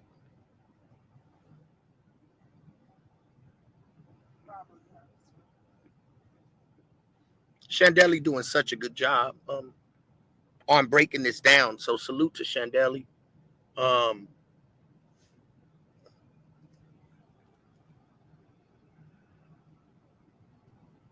okay. Can anybody hear me? Dove, are you there? yeah, I'm here. Okay, okay, okay. All right. What were you saying? I said you're doing such a good job of breaking down. Go ahead. I'm gonna take this call. Go ahead and finish breaking that down. Explain to the people what you feel far as do you feel like they should have just picked him up and took him immediately to the hospital, or did the procedures that they did? Explain that. I feel like being that the first information, because EMS, fire, and police all have the same working relationship. Like they're all co-workers at the end of the day. So when they show up to the scene, they're going to immediately believe what the police is telling them. And the police are telling him that he had this superhuman strength. So, and they made them believe that he was on some drugs and that, he was fighting and he got tased and maced and all this other stuff. They failed to mention what they did to him in between that time frame, during and between and after. Because I think at one point they were beating him while he was handcuffed. So by the time EMS arrived there, the first thing they do is they're thinking, because he was unresponsive, because in one of the body cams you'll see he's sitting up while they're trying to say that he's alert and he's speaking. He's not saying anything. He's not standing. He's literally sitting on the ground, and then his body goes limp. So by the time EMS gets there, they start doing what they do when it's a suspected overdose, because that's what the police said. They shoot up Narcan. Narcan doesn't work.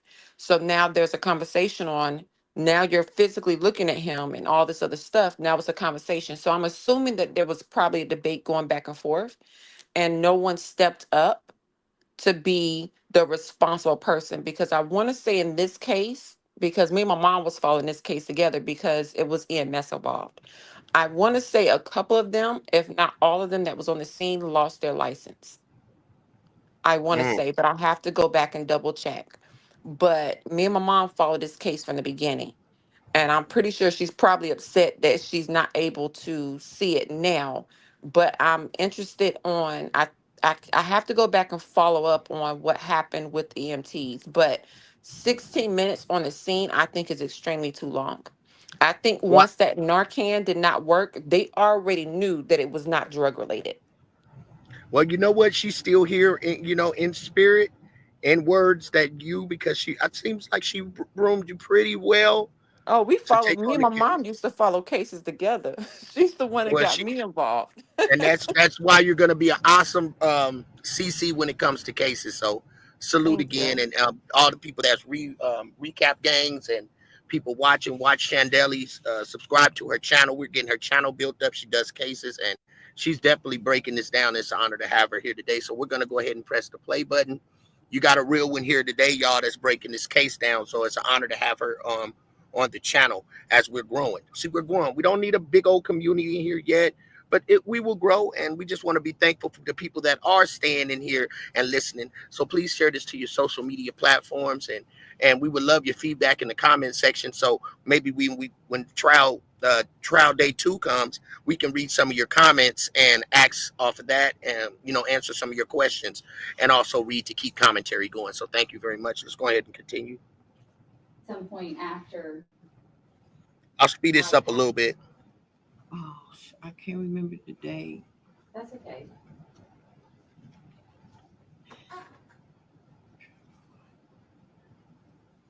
I'm drawing a blank on the funeral home, and I'm drawing a blank right now. That's okay. Did you have a service here in Memphis? I did. Ty actually had 2 services. And if one was here in Memphis, where was the other? Both of them were in Memphis. Okay. Yes. Just one moment, please.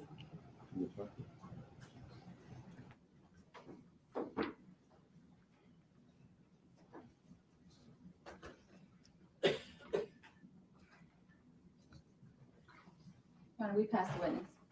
Mr. Perry? No cross-exam, Your Honor. All right. Mr. Lefton. Thank you, Your Honor. As well as, my name is Steve Leffer.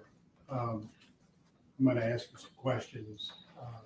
I'm going to refer to your son as Mr. Nichols. Thank I think you. He deserves that respect. Thank you. And so if I use Mr. Nichols, I'm talking about your son. Not only are you the mother of Mr. Nichols, you're also the administrator of his estate. Is that correct? Yes. And as the administrator, Your Honor, may we approach?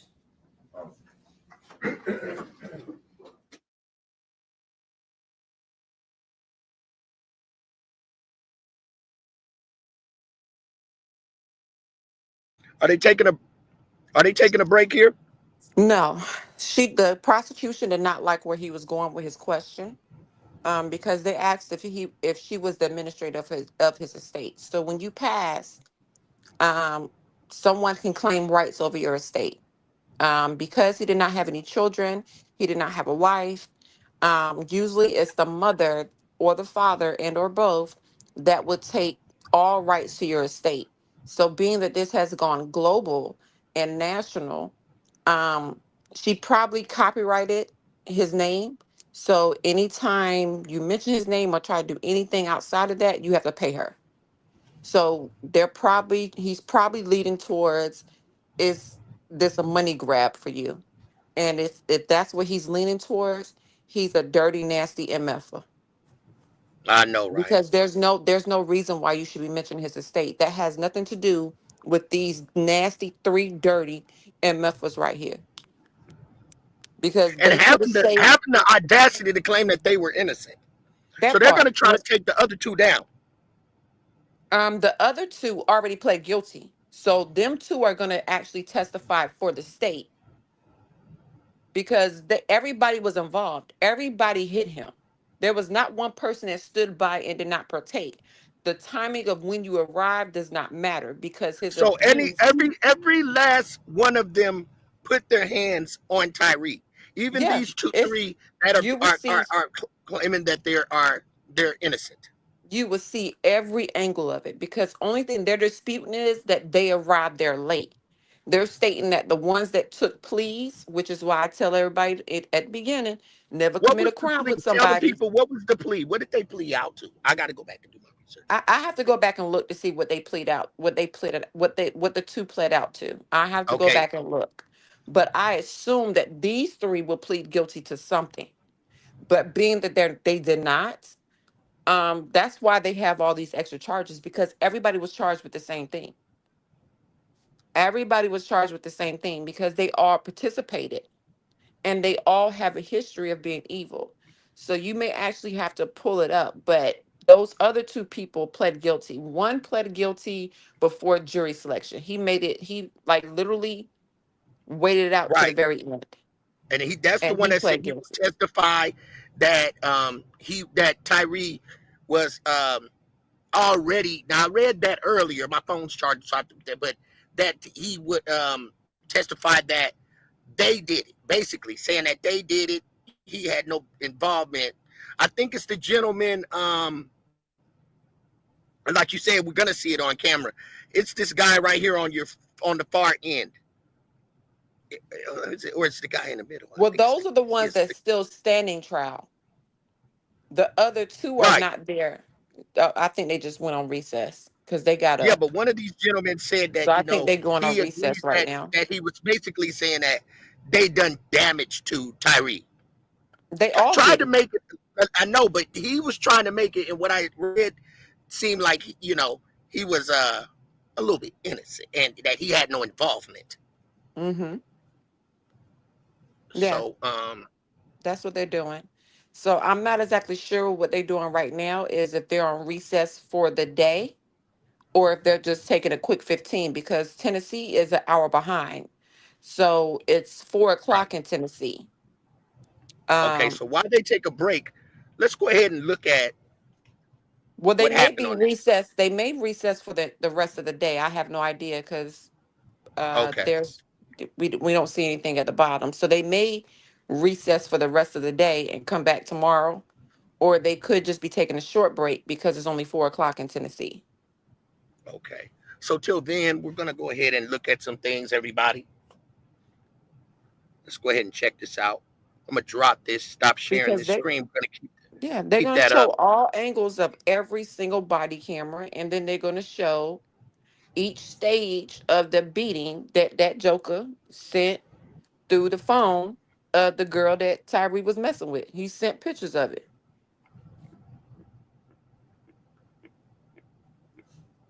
But that Joker in the middle that you showing right now, he ain't innocent. None of them are really innocent. Look on. They look good for the photo though. Video apparently is the most graphic and the most shocking to watch. Also, again, we want to give a warning. There are likely lots of profanities. This is, from what we understand, the Sky Cop cam video, which is a pole cam looking down at the arrest and subsequent beatdown.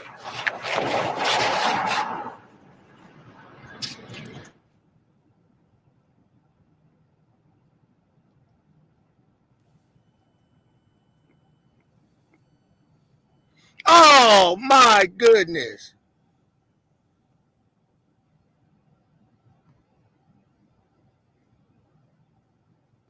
Oh my goodness. So let's go back. You know how we do. We got to break shit down. Yeah, so how many officers is there? How many officers is there? And it's a total of 5 of them. We got 1, 2 now. 2 now. The rest of them about to hop out the car. They about to hop out the car. Okay, okay. Now look at the guy on the bottom far right that sits on the car. He's on Tyree's car. He prepares himself. He taking his time. That's the one that walked up and kicked him. Look. Taking his stuff off.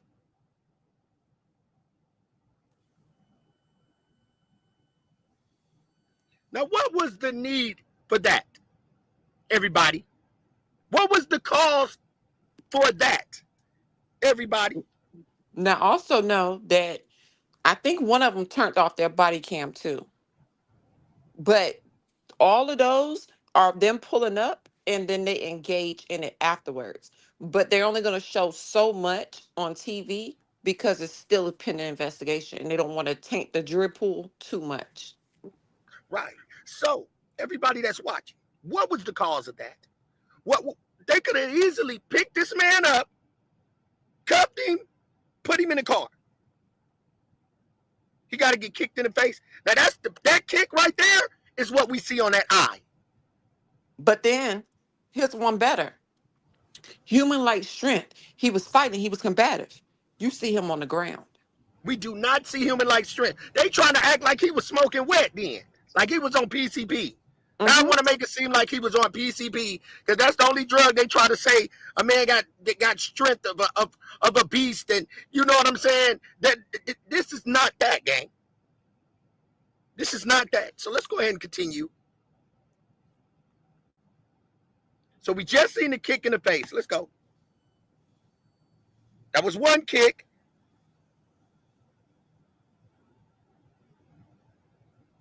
Two holding him.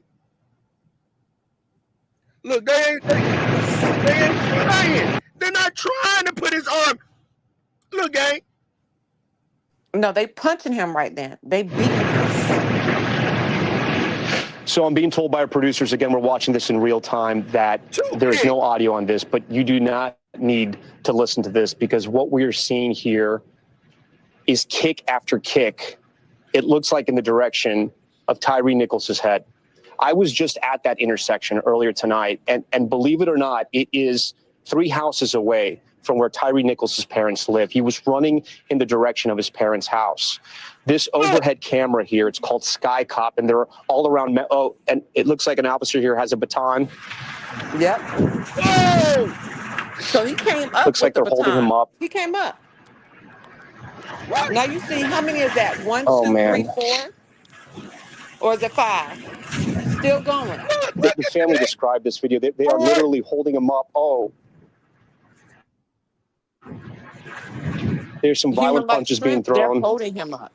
He's literally being held up and beaten with a baton and fists right to the face. Gang. I can count 4 officers on the scene right here.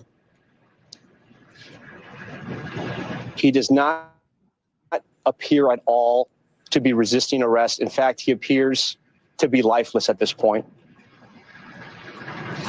An officer now on top of him on his back. Officer is on security. Look at this other officer on the far right. He's doing something. Body cam, but he's doing something. He's maybe making sure. Now, if we witness, we're in a cul-de-sac, right?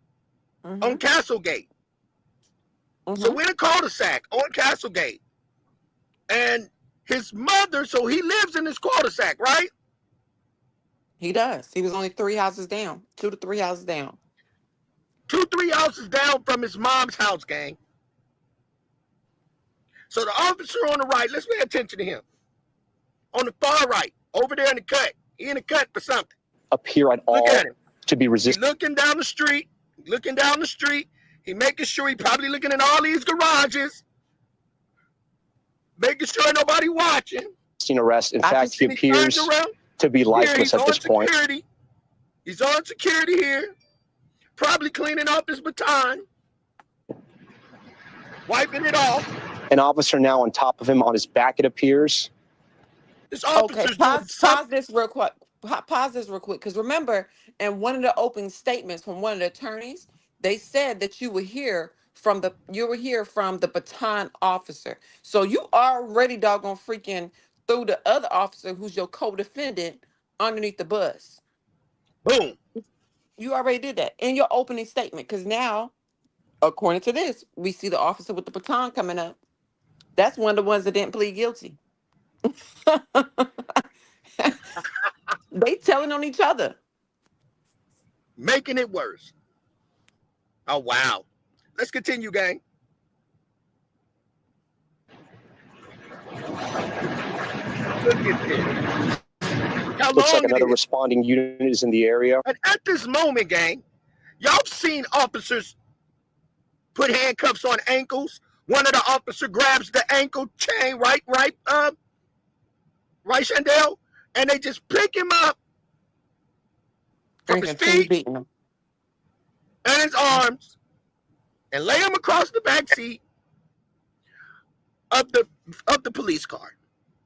But instead, they continue. And these guys, each one of these guys, I bet you, way more than Tyree. Each one of them, probably way more than he does. So you mean to tell me that you guys can't just pick him up and he's already handcuffed? It's a reason why they doing this to this boy. Are they doing it for the homie? that y'all doing it for the homie because he was allegedly smashing one of these officers' girl? What is the reason? Now, word on the street was saying that they thought he was Dolph at first, but that's all alleged. But apparently, he's been wanted by this group of guys. I don't know why someone else's affairs could make you want to participate in beating up Tyree for another man's affairs the way they did on this scene. Oh, y'all okay. deserve to get all that work. So maybe it's my phone that's messing up. No, I hear you good. Oh, you heard me the whole time? No, I didn't hear you the whole time. What you were saying? Oh, okay, never mind. Because it was my phone. Because I thought you went out, and it was me Nah, that go went ahead. out. No, I was just saying because I thought you were out, so I was going to I was continue rocking the show because I thought you went out. Yeah, go ahead and continue because I want to hear what you had to say. Because I Okay. said for them, did you hear when I was talking about the affair No, situation? you went completely out, so I want to hear what you have to say too. Okay, well, I was saying that it's this had to be something deep for them to continue to handle Tyree the way they did because of somebody else's affairs, like Mm-hmm. because he was, allegedly I having an think they affair with said, one of these officers' girlfriends. So why yeah, would you guys want to participate and whoop him for something? Just another officer, y'all some type of fraternity? What the hell's going on here? well, the main dude I think was a Q dog because their organizations that they pledged to came out as well. So Boom. I know that some of them were in frats, but I want to say because I have to go back and research this case from the beginning. If I weren't caught by surprise today, I would have had all the information available. But I want to say that the girl of the girl or the lady or the old lady, ex or whatever of one of the officers used to work with Tyree. Um, and I guess he didn't like the conversations that were had or whatever the case may be. But at one point or another, I think that they worked together. Can you hear me? Oh, shit. Why is my shit going out? No, I hear you, Chandel. I hear Oh, you. okay. Okay, because I was like, I hear oh, you. it's I hear no you. more. So what I'm saying with this right here is like at the end of the day, like they just shoot themselves in the foot. Like, and I'm pretty sure they probably try to have separate trials and it just got shot down. It just got shot down. So like there's not gonna be any separate trials. But what I was also saying earlier was I can't wait for you to replay that video of when they had him sitting up when EMS arrived. Because that's Okay, gonna shoot down a lot of their stuff as well. so that should be online too as well. We'll want to see what this video is going to show. Mm-hmm. Okay, Because so they definitely had him sitting up and that was released.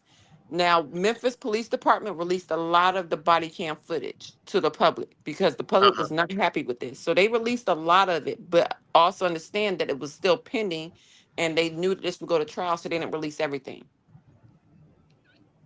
So people that just came in, I saw somebody walk in the door. Please hit the like button. Thank you for coming. Also, there is a quick recess. So we're just sharing some video footage, camera footage of what happened to Tyreek on our horrifying night. So let's go ahead. Yeah. 4 officers. Again, this is 3 houses away from where his parents live. 3 houses away from where his parents live. We cannot escape that fact.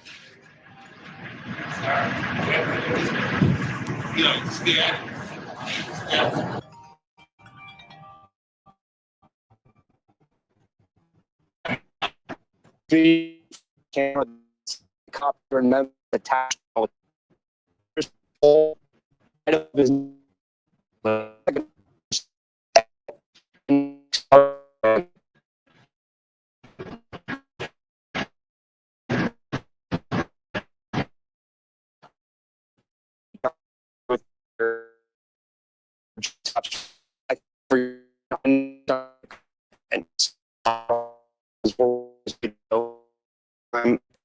the point it's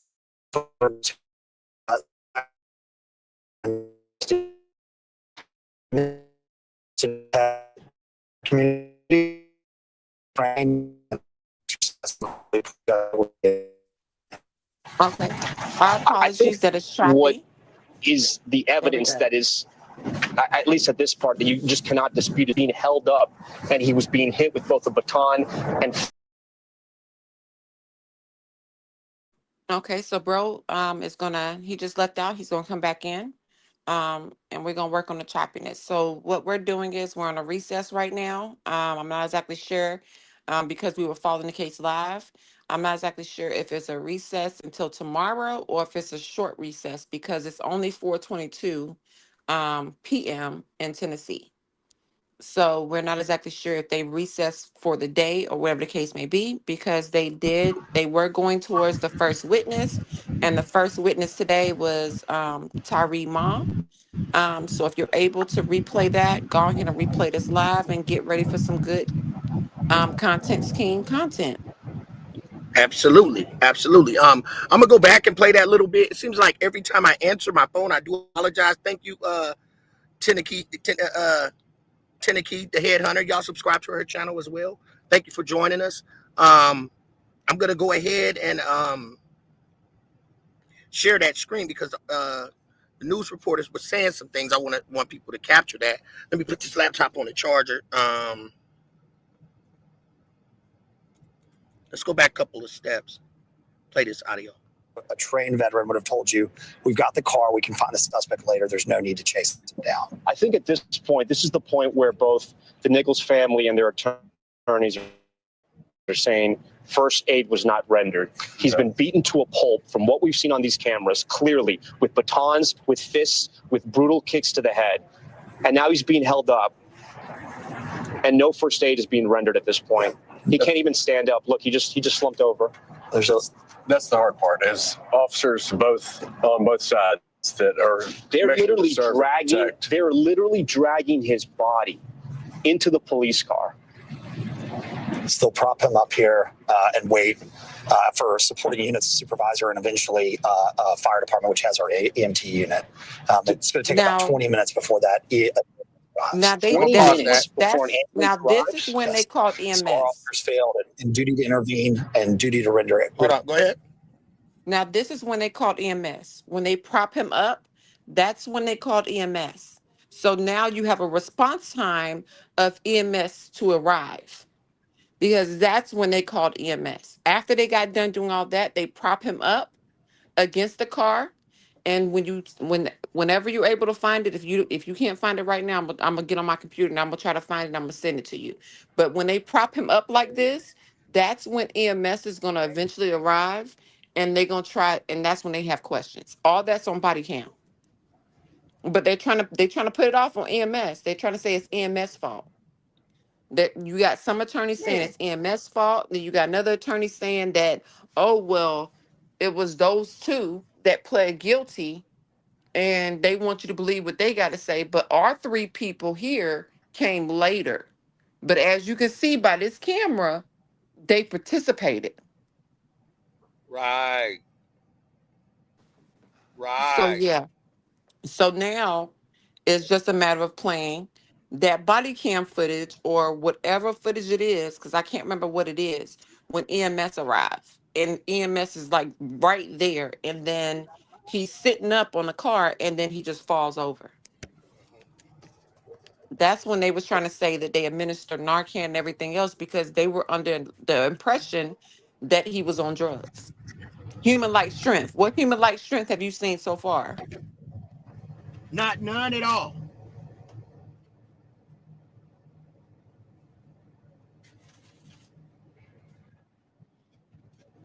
I haven't seen any unhuman-like strength. Can you hear me? I can hear you. Okay, I'm seeing. You know what I'm seeing? I'm seeing This somebody right here that had has me been. in tears. I'm seeing somebody that has been hit in the face, and they probably want to grab their wound, but they can't. That's what I'm seeing. I mean, at this point, his body is in shock. He can't tell you he's in pain. He's in shock. He's in shock. unconscious. let alone probably paranoid like these guys is here to kill me. He was paranoid at the beginning, but at this point, they told you, the news people told you that they literally they were holding him up in the air and his body was dangling and they still beating him in the air. The news clip just said that. Wow. That's He's crazy. limp. He's unconscious. Yes, And the but you news gotta clip also just literally just said that they were literally dragging him to prop him up against the car. You can't make this shit up. So all your opening statements, and that's why when I was on that live early before you went live, and I was like, C-Dub, please go live because I don't want to go live and play this content and I'm not able to keep up on it because I'm going to right. be at work. So I'm just like, please hurry up and go live. And you know what? Any other footage that you do get or intel, just go ahead and send it because I'm pretty much gonna stay on top of this. We still doing rocking shows, but I'm gonna stay on top of this case because it's new. I will be putting a lot of video up. We're gonna play with the picture. We're definitely gonna talk about this picture, even if we pop up. So we got plenty of stuff to keep it going, to get in algorithms and let our story, because I don't think nobody gonna break it down like we do. We got too many intelligent people on here that do this professionally, and I just think that hey, we gonna rock it. So I'm gonna go ahead and Headhunter. No, they didn't wait on I wanted you to answer that question. Yeah, Headhunter, they didn't wait on EMS. They literally beat him for minutes Do me before one favor, they Shandeli. called EMS. Shandeli, do me one favor. I'm here. Yes, sir. Angel's here. I'm gonna drop my trailer real quick. So just go ahead and give Tennessee, and we're gonna highlight that and go ahead and give an evaluation to the audience. And Angel's gonna take over the Okay, bro. Hey, girl. Hey, sis. How you doing? I'm doing good. What little outfit you got on today? Oh, well, we can't do that. We on the we on Content Kings. We can't do that. We gotta do that on the Honeycomb Hideout. I know, right? But So no. what we talking about now? I was playing my game. I'm sorry, y'all. Yeah, we already know. We already know. But no, we talking about the Tyree Nichols case. So Okay. no, they did not wait on EMS. EMS was called late. And Hey, even the Tennessee. media said that it would take a while for EMS to respond because that's when they called them once they propped them up to that vehicle. And I hope Dove is actually able to find that because if he's not, I can get on my computer right now and try to find it. But if I get on my computer, I'm gonna have to send in an email. Okay. But versus a text, I could just send it over a text and be like, "Here's the link." But no, they literally propped him up, and EMS was there, and that's a body cam footage. And being that where they're at now, what they're playing now is that's probably going to be on that type of footage too. It's just not going to have sound. Okay, well, thank you, Headhunter. She covered this. Okay. Hey, sit down. Go ahead, Chandelier. Yeah, so that's all. That I just don't like the fact that the EMS failed. EMS definitely did fail. And my mother was highly disappointed in this because my mother is a retired EMS. So she was disappointed. I don't feel like they should have waited 16 minutes. But them waiting 16 minutes, I know it's you, Mama. I know it's you, Tennessee. I know it's you. I mean, I don't know how old you are, but you my mama bear of YouTube because you teaching me some stuff. But uh I feel like it should not have taken them 16 minutes. It should not have. As somebody that grew up in the EMS field because my mother is EMS, how long they waited was too long, especially once you seen his face. Once you seen Narcan didn't work, you should immediately take him to the hospital. But at the end of the day, everybody should be held responsible. EMS, but specifically the police. And I'm trying to figure out, and I'm gonna have to go back and research because I honestly feel like I think a couple of the EMS on this particular thing have lost their license to practice as far as EMS is concerned. So I have to go back and double check. But I know these jokers right here, These black mofos was the biggest gang in doggone freaking Memphis, Tennessee. That part, and always have been. So let me ask you another question real quick. Do you think that,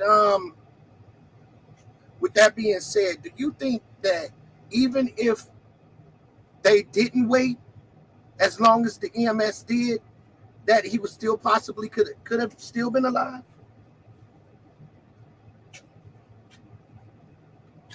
Huh? Chandelier. She having technical issues, everybody. Put a 1 in the chat if you can hear me. I keep going out. Oh, I keep going out. Okay, you good now. Say something. Something. Okay. You're not gotta Do be you feel petty. like You're not gotta be if they petty. reacted? Do you feel like if the EMS reacted a lot faster, then he would probably still be alive? No. That's what I was No. thinking too. And the autopsy will prove that. Mm-hmm. The autopsy will prove that. Like their response time, it was already done. He was already limp.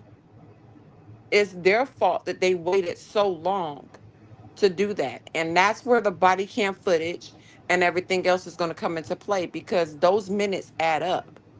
Because right now, how long is that? How long is this video? That video right there is 5 minutes of beating. That's 5 minutes of you beating him. That doesn't That part. include what happened before that camera picked up on movement. That's crazy. So no, it would not have there's no way. There's no way. They Emmett Till that dude. His face was double, if not triple, the size that it was supposed to be. And that's what his mother seen as her last image. Because you didn't just shoot and kill him. Like you literally beat him to the pulp to where he's gonna be unrecognizable. And That then part. like you beat him to a pulp. Exactly what the news media said. That's exactly how his mama put it. And I mean, she said, She and I said, mean, well, like, I'm gonna go back. the mama said you beat the shit out of him. That's what the mama Yes, said. Tennessee, you missed that, Tennessee. The mother, when she made her statement, it's a classic statement to a mother that she was so compassionate. There was no acting, no over exaggerating. You know it had to be real. Chandelier, she just went in there and just cussed. Some people be scared to cuss in the court of law, so it had to be. You know what I mean? That's real emotion. That's real emotion. Can y'all hear me? I can hear you. And the judge let it slide because it wasn't something that she continuously did. Now, if it was something that she was continuously doing, he would have said something. But she just said that one word. And he understands that at the end of the day, she's the victim. She's the surviving victim of her son. And that's what y'all did. Y'all beat the shit out of him. Because who's to say that that's not what y'all really did? Because there's real life things like you scared the piss out of me, you scared the shit out of me. That's real life things. Which is why if you get in a car accident and you pee on yourself or you poop on yourself, you get paid extra money. So that's a real life thing. So who's to say that he didn't have a bowel movement? I think Angel's going to go ahead and drop the screen. Angel, see if you can find the actual footage of some more body cam footage of Tyree. So we're going to look on the screen. Angel, you can probably share your screen while you typing so everybody can see how you interact, so they can see what you're typing inside of. Yeah, Angel got to give me some classes. Oh yeah, we're gonna do that tonight, definitely, because we got enough time. So I definitely want to get that in. So yes, absolutely. So we're gonna share the screen. Okay. And all right. So Tennessee, when you said that so that's what I said earlier. That he was seeing the ex. Did him and the ex work together? Because I'm following a whole lot of cases. So am I mixing cases up? That the ex the girlfriend of the police officer and Tyree were working together. Oh, really? Head west, then your destination will be on. Head west, then your destination will be on. Here go full body camera of police beating Tyree. How long is that video? Which one you wanted to use? Huh? God dang, I need to put my glasses on. Chandelier. How long is it? You sound like an old lady. I gotta put my glasses on. I gotta put my glasses. You know, I am an old lady out here. Apparently, my eggs and stuff ain't dropping no more. But I ain't even 40. I just got an old soul. Which video you think is good enough? We'll browse through them, so Angel gonna. I don't know because I haven't seen any of them on YouTube. Like I seen them as they were being released by the police department. Angel gonna check them out so we can get some more camera footage. We're gonna check this. Let's check this one out. I don't know. You might want to say EMS arrival. This one. Alright. Unplug that. Turn your camera EMS off. arrival. Huh? Turn your camera off. Turn my camera off? Yeah, we see Dove driving. Camera is off. Huh? Our camera ain't on. This the video. That's the video. Okay. I told you I can't see. I told you I need my glasses. Let me put these damn glasses on. I told you she need her glasses on. My bad, y'all. You good? Hold on for 1 minute. Y'all, 1 second. Just 1 second. So if you playing this is going to be when they initially pulled him over. Either that or it's going to be when one of the responding officers. No, this is going to be when one of the responding officers pull up. When the this officer is going to be over. Is this one? Let me see. I'll have to see how it plays out. Yeah, we're gonna get ready to play it. Give me 1 second. All right. Taniki said they weren't working together. So how did they meet, Taniki? Because I was always under the impression that they worked together. Get the box. And my apologies. I can't see far away, and I got it on my TV right now. Okay, so we're gonna get ready to do that. I just gotta walk in this building and keep my phone because I'm using my Wi-Fi up to here to do it.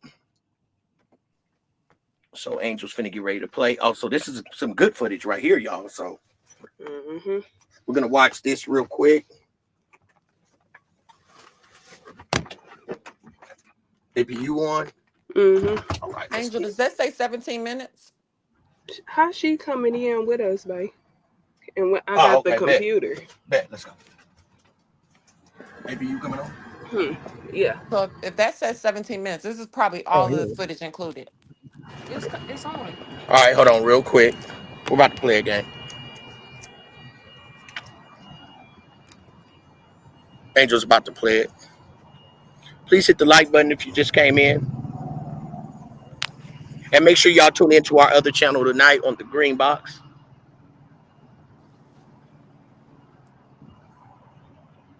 Okay, so if this is 17 minutes, it's probably all of the footage included in one.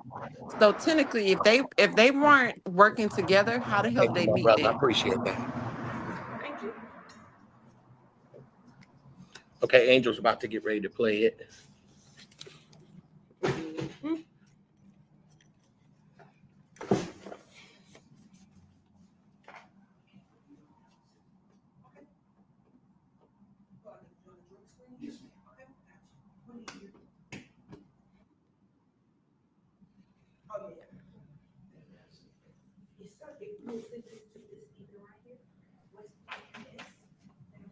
Hey, we can hear Dove. Okay, that's good. Hold on. Yeah, I'm playing it. You see it? Yes, ma'am. Okay. It's no sound to this on the door. We're gonna scroll down some. Oh no, there's sound to it.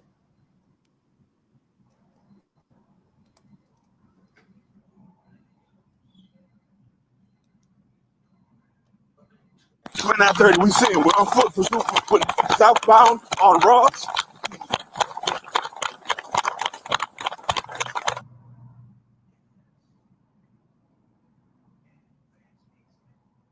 Ross and Cascade Lane.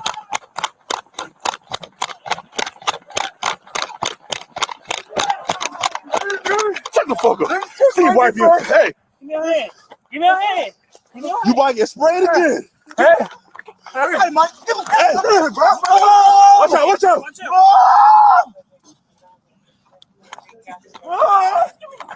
Give me your hand. Mom! Hey. Give me your hand. Give me. Okay, all right. Give me your fucking hand. Give me your hand. All right. Okay. All right. Huh? Hey, Mike, give me your hands, bro. Hey. Give me your hands. Watch out. Spray ass again. Hey, give me your hands, bro. Watch out. Spray. Give me your hands, bro. Oh, shit. Give me your hands. Oh, shit. Give me your hands. All right. Give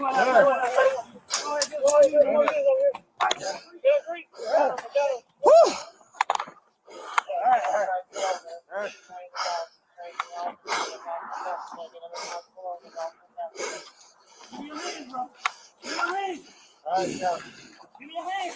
Give me your fucking hand. Give me your hand. Oh. Give me your hand. Get your hand. Give me your hand. Turn around. Lay back. Lay back, goddamn. All right. Lay back, goddamn. Lay back. Lay back. Lay back. Lay back, goddamn. Shit. All right.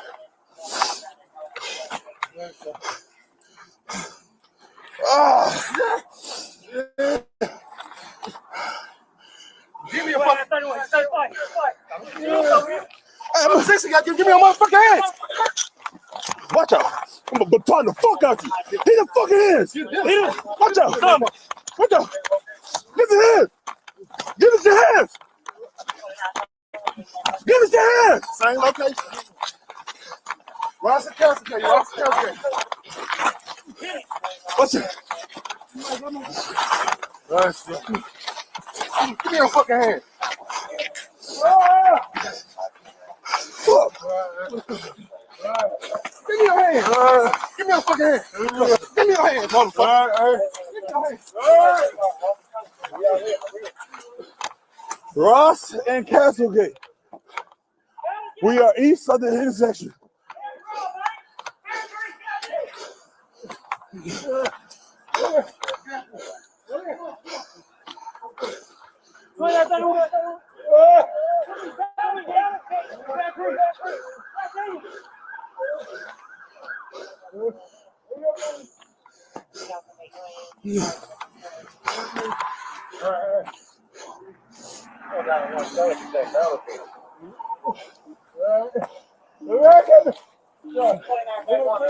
Right here.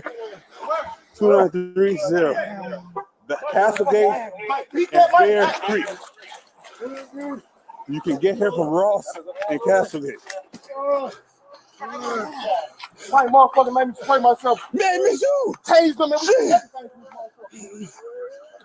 Hey, can you get my car, please? Fuck.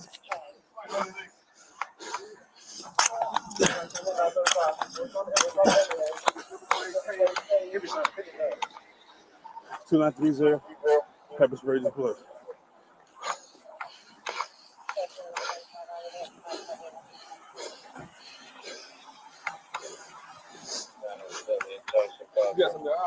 Yeah.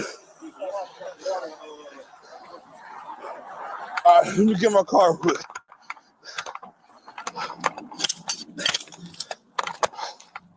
Engine 55, just take the thing over here with me.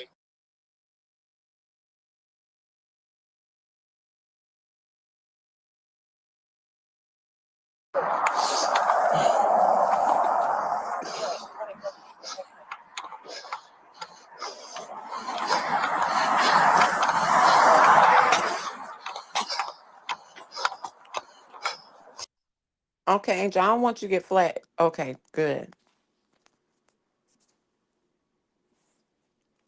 Okay. So, So, yeah, what so you we think just, about that? mm, I feel like,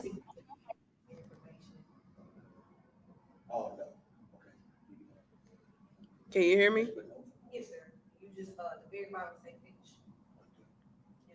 Mic check 1 2. Put a 1 in the chat if y'all can hear me.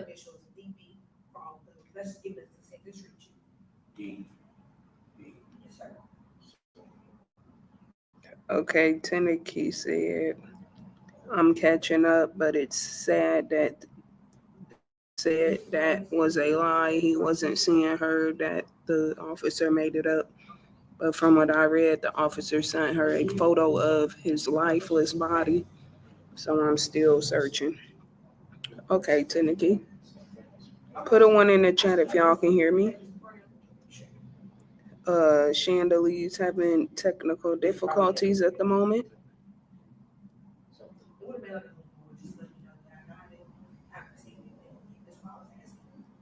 did I go out? Yep, I hear you now. Can you hear me? Yeah. Okay. So I guess I have to start over. I don't know why I keep going out. But my stance of that being that I was in an MP unit. Two of them actually. I was at the brigade level and I was at the battalion level. There's certain things that they have to go through, which is being tased and being maced.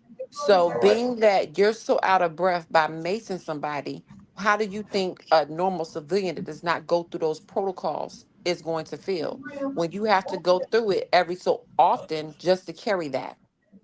How many times you tase him when you have to be tased in order to carry that taser? So if you Right. can't handle what you're carrying, then you need to go through another police force.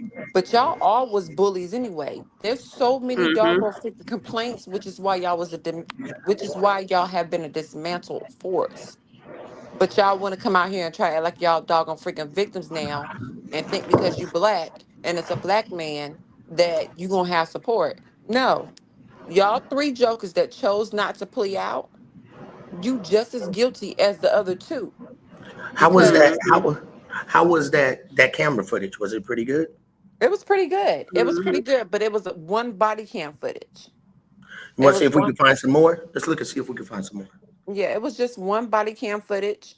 I'm really waiting for the, and maybe it's just me because, I'm a retired EMS daughter. So I was just like, when I seen 17 minutes, I was just like, okay, well, maybe it's going to be all in one. But no, it just proved that you ain't nothing. So you just out of breath and you doing all this other stuff. So you're not even maintaining your regular training, And which is I why really these police truly think that officers, like y'all want to act like y'all army so bad and y'all military so bad. Y'all need to go through the proper training that us soldiers go through every 3 to 6 months. You need to be recertified on everything every 3 to 6 months because you out of breath too much for me. You want to shoot and tase because you just got outran. that ain't the one we looked at earlier. Let me see. Went on a timeline and seen, touched that timeline.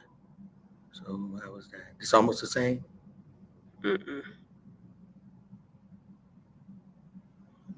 Didn't see this part.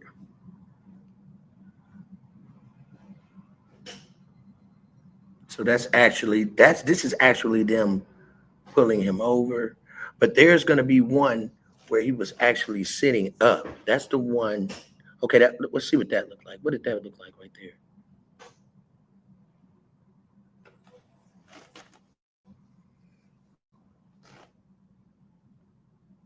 Let's go down some. That's his GPS.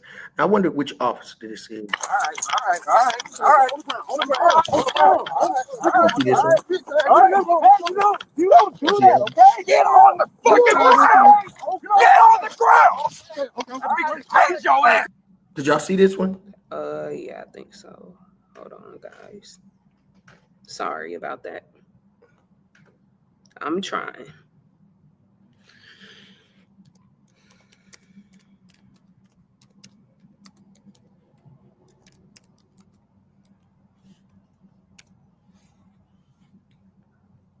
No, it was that one we seen. So y'all didn't see that one, huh?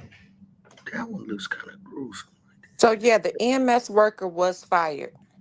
Let me see if I can put this on my TV to see if that's the one I want to show you of when they responded. But EMS was fired, and I think they lost their. You didn't want to see what his mom had to say? No, we was just watching that. Hers was epic. Hers was epic.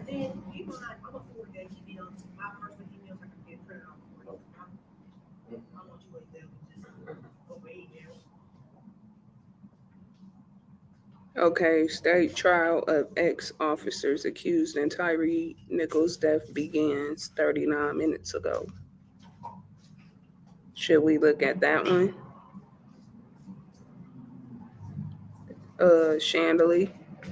Let me see which one. This one. Touch on it and see what it show on there.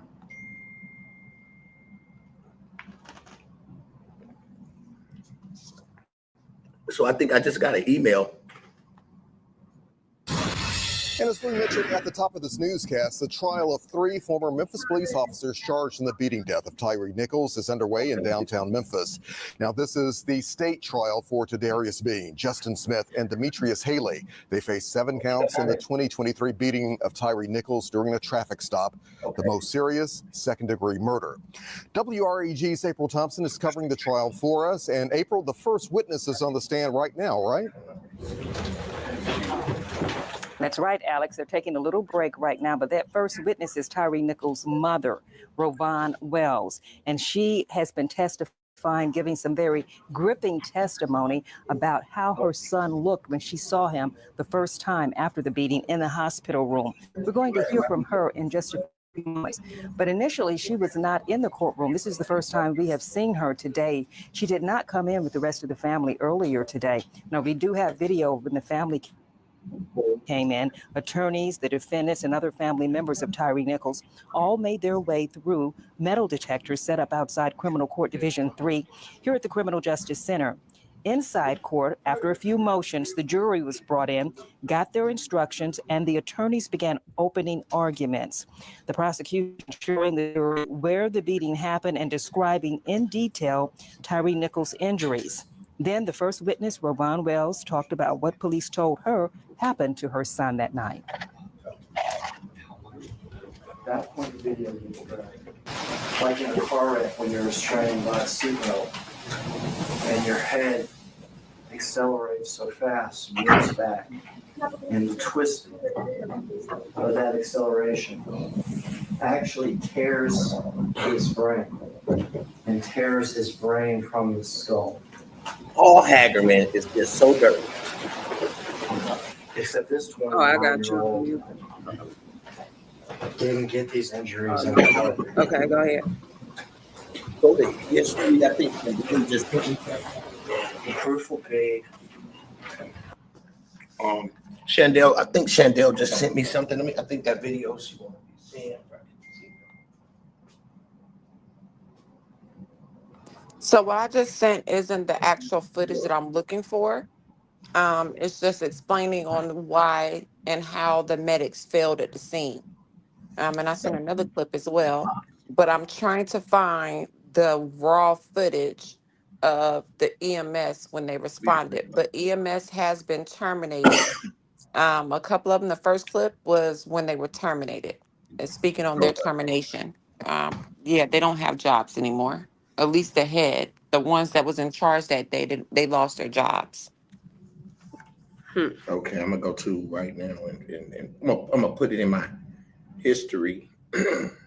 Government is actually lying to us. And we'll go find it in history that I just played. So we're gonna put what you just sent me. That was from 2 years ago, right? Yes, I believe that one was from 2 years ago. Because I mean, they were. Oh, yeah, they were terminated. I thought I mute myself. Yeah, they were terminated. Because like I told you earlier, I was like, I believe This they one were right here? terminated. Yeah. It's a white guy and a black guy side by side. Mm-hmm. Yeah. Now, when you start it, you're just going to have to fast forward it because it's going to be speaking about something completely different. And then it's going to go into the terminations. Okay. Give me 1 second. Well, Tennessee, that's good for that. We all catching up because the whole trial and everything is an hour up anyway. So Well, it's been a little minute too. Sorry. I'm so sorry. Racist police! The racist police!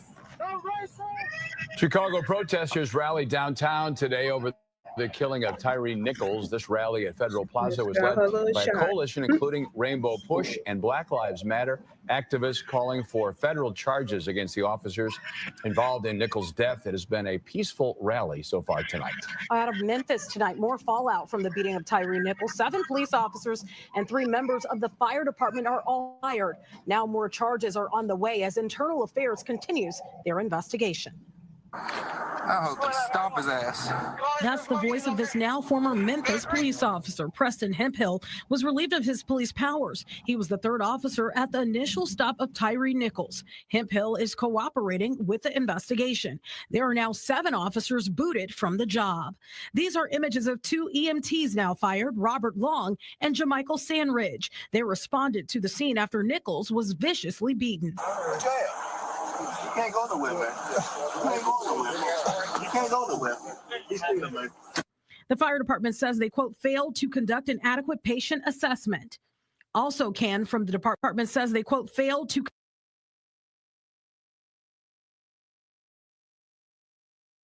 go ahead, read it out. Okay, you there, Chandelier? Yes, I'm here. Yeah, we Okay, stopped it I'm so gonna we read can get a this read right on here. this.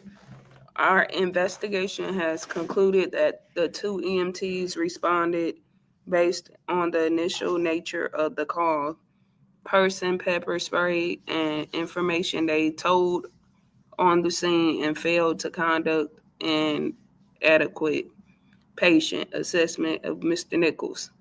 After their initial interaction with Mr. Nichols, they requested an ambulance to respond. Emergency Unit 28 was dispatched at 8:46 p.m., arrived on the scene at 8:55 p.m., initialed patient care, and transported Mr. Nichols to St. Francis Hospital at 9:08 p.m. So what this is saying is that the fire department responded first. Fire Mm-hmm. department has a paramedic on their squad as well, especially in large cities. But the fire department is duly trained. As an EMS retired daughter, fire department is duly trained, and unfortunately, those are the ones that receive. How do I put it? Those are the ones that's going to be full-time people. Okay. EMS are typically part-time people. So, and they only have maybe 3 or 4 people, depending on how big the city is. It's not that many people working on EMS like there is fire, which is why fire is duly trained, which is why these fire people was fired first, because they reported to the scene, kind of like I said earlier. They Mm-hmm. reported to the scene based off what they said. This is what they were dispatched for, pepper spray. But when they got on the scene, they realized that it was more than a pepper spray, and they did not act accordingly. They didn't immediately say, hey, we need extra assistance, or gurney him up and immediately take him to the hospital. Mm. So that's why they were terminated and they lost their license, which is why the defense now is playing on this state. But by the time EMS arrived, fire had already been there. If But that makes sense. I'm gonna say something about what Tennessee said here in the chat, where she said the officers wanted to unalive him. I think more or less that I think they wanted to really put a butt kicking on him, and I did not expect for him to be unalived. I And agree. so I'm thinking that that's what happened. I think they thought they beat him up real good, but the injuries were light taking. Yeah, So I don't think, yeah, I being agree light with you. taking, they were now prosecuted and might spend the rest of their lives in jail. So, which Because they deserve to. So and we also have to follow up to see if there's federal charges coming from this. Because is it just state or is it federal too? I don't think how that it could go federal. What make you think that it possibly could go federal? Because they have violated so many of his natural rights as a citizen. That's when you can go federal. I mean, because you're talking about kidnapping and everything else. And I think that was just a charge that was thrown out there. But not necessarily, because if he was never under arrest, and then you ruled and you find out that that the arrest was unjust, then it is considered kidnapping. How much did she sue for? Who, the mom? I'm not sure. I usually don't follow civil cases because you're not able to pull up civil cases. So I usually don't follow civil cases, but I do know that she got the rights to his estate. And before we went on commercial break, I didn't like the way that doggone freaking attorney was just like, oh, well, you filed for his estate. I didn't like that. That rubbed me the wrong way. It definitely did. Because I mean, I wanted to file for my mother's estate, but she got a husband. I wanted to file for my father's estate. He has a wife. So that's the normal process to do, is to file for someone's estate of your loved ones. So yeah, that was just disrespectful. We're gonna go back and see if they came back from a recess. Y'all want to check that out? Well, it's 5:00 in Tennessee right now, so we may have to. If you go back to that live, you may have to fast forward it, or we'll rewind it to see exactly what happened, Yeah, we're gonna because go they may have forward. recessed for the day. Wait, hold on. Yeah, we're gonna check and see now if they recessed for the day. If they have recessed for the day, then I want everybody to go ahead and do some more research. We will be doing our research, and we will put some more information up as this trial continues. So we're sliding down the timeline here. Like you said, it's 5. It's probably gonna be gone out now.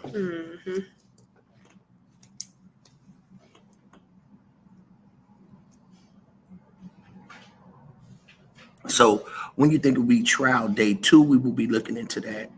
It'll probably be on tomorrow. What you think? No, they're definitely gonna go for it tomorrow. Unless the prosecution has said that there's some more stuff that they want to look at. They're definitely gonna resume tomorrow at 9 a.m. If not Okay, 8 9 a.m. a.m. I'm not exactly sure. I'm not exactly sure how the court system in Tennessee works, but anywhere between 8 and 9 a.m. They proceed, because it's on the calendar at this point, and they reserve that space. So Angel's gonna have to hit the rewind button. There you go, the rewind button, because right now it's on the seal, just to see what they said. All right. Yep, they went off. Yeah, so they probably are done for the day. Okay, let me go back. I'm gonna go back as soon as this is over with. Here's how to never have to worry about money after a car accident.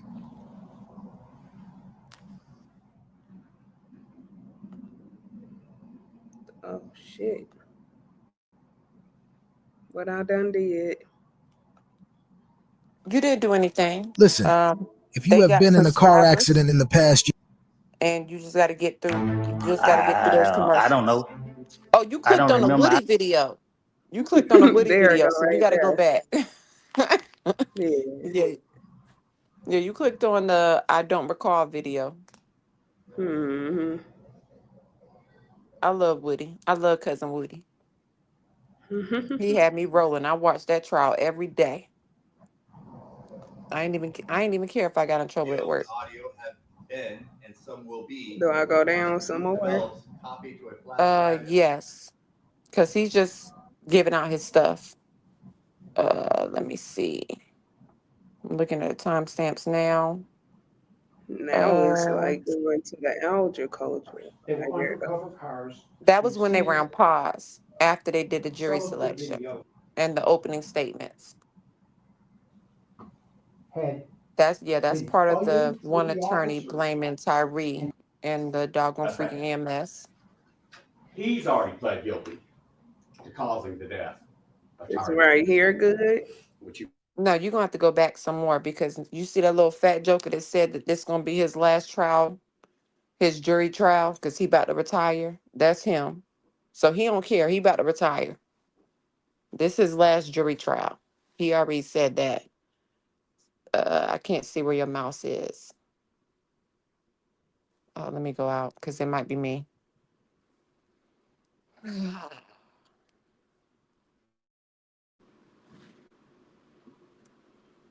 Can you hear me?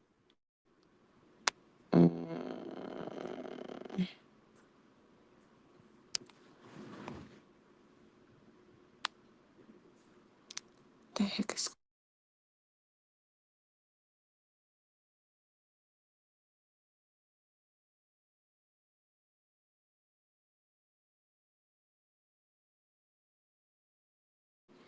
Okay, so it looks like we were probably kicked out. My apologies, my apologies. We're gonna get back on track. And we're gonna continue to rock this show. These are growing pains, and we're gonna figure it out.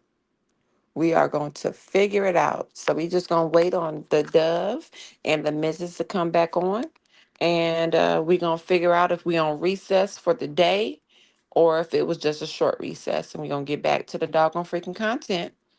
But in my personal opinion, as if I was a defense attorney, I would most certainly blame EMS as well. Easiest scapegoat because EMS and fire messed up. They definitely did. Regardless of them not receiving the right information when they arrived, they did not receive the right information. That's not what was dispatched to call, which is why they took so long to get there because it's just a pepper spray. Okay, But I'm back. 16 The minutes on phone the had scene died. is still too long. Oh, my apologies. Yes, ma'am. Yeah, the phone had died. I'm back though. Okay. Okay, what were you saying? I was pretty much just saying while we go through everything else, I was just pretty much saying that EMS is still, I can understand from a defense point that EMS is going to be blamed because 16 minutes on the scene is extremely too long. Right. But at the end of the day, they're not the ones that caused that damage. So they both share blame. They both share blame. And that's it. So the EMS team and the fire, that district can be sued by the family as well, unfortunately, because they stayed there too long and they seen the injuries. And you just want to shoot up Narcan up somebody's nose when you know that's not what happened. But Right. yeah, you'll have to fast forward past this Joker that made it very well known that this is his last jury case. Like I guess So he wants to fast think. forwarded. Yeah, he think he the celebrity attorney out here. Come in here. Tyree Nichols, I think 5 times. So please forgive me. The tapes will be Because we watched this earlier. Justin Smith never allowed. Mr. Rodney Wells employed at that time.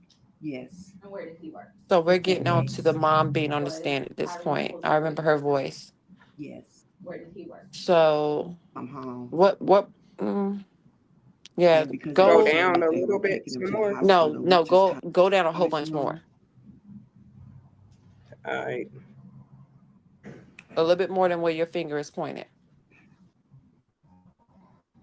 Down some more. So let's take it to where the little squiggly little flower is at. Where the setting button is. All right. Or the expand button, shall I say. Because right here is where they're about to probably stand up and we're going to find out if they're on recess for the day. Oh, okay. So go back to... I'm going to ask you some questions.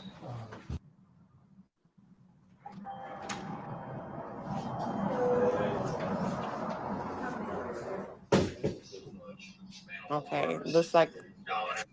That's just the part, yeah. Yeah, so this is where everybody stood up, and we don't know Mm-hmm. if they're on recess for the day or if they're on But it recess for had the went night. off though. Yeah.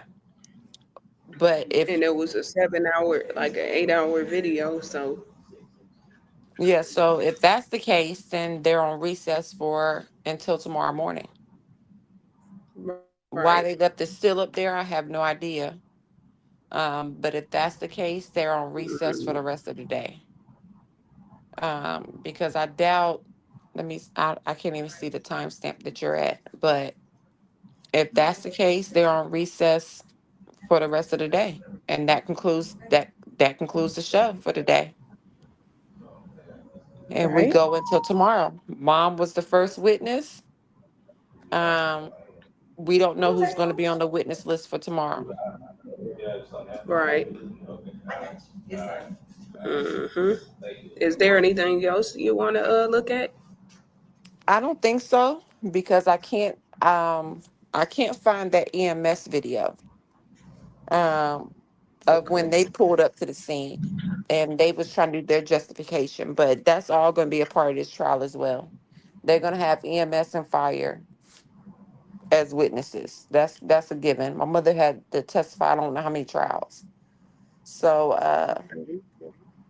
yeah, so their explanation will be at this trial. All body camera will be included. And we just have to You wait know, and I'm see. fresh to this, so I don't really know about it like that. Oh, about court cases. No, like about this specific case right here. This Like specific I case. know it, but I don't know all. So this case right here is heartbreaking. It's extremely Yeah, I see. heartbreaking case. Um, I actually I would I never wanted to cover this case because it's so traumatic and it's so heartbreaking looking at how they did him in the body cam footage. And then you have to Right. relive it. This is like George Floyd all over again. And I Mm-hmm. watched every day of George Floyd case because we were home from COVID and I was working from home. So I watched that case and I remember being re-traumatized every day of the court proceedings. And then when the jury went out, like I literally have camera footage from outside my home and I'm like literally crying, trying to see what the jury was going to decide. And Right. that's pretty much this same case, except for these are Black officers, people that look Mm-hmm. like us. Right. So no, this is gonna re-traumatize a whole bunch of people.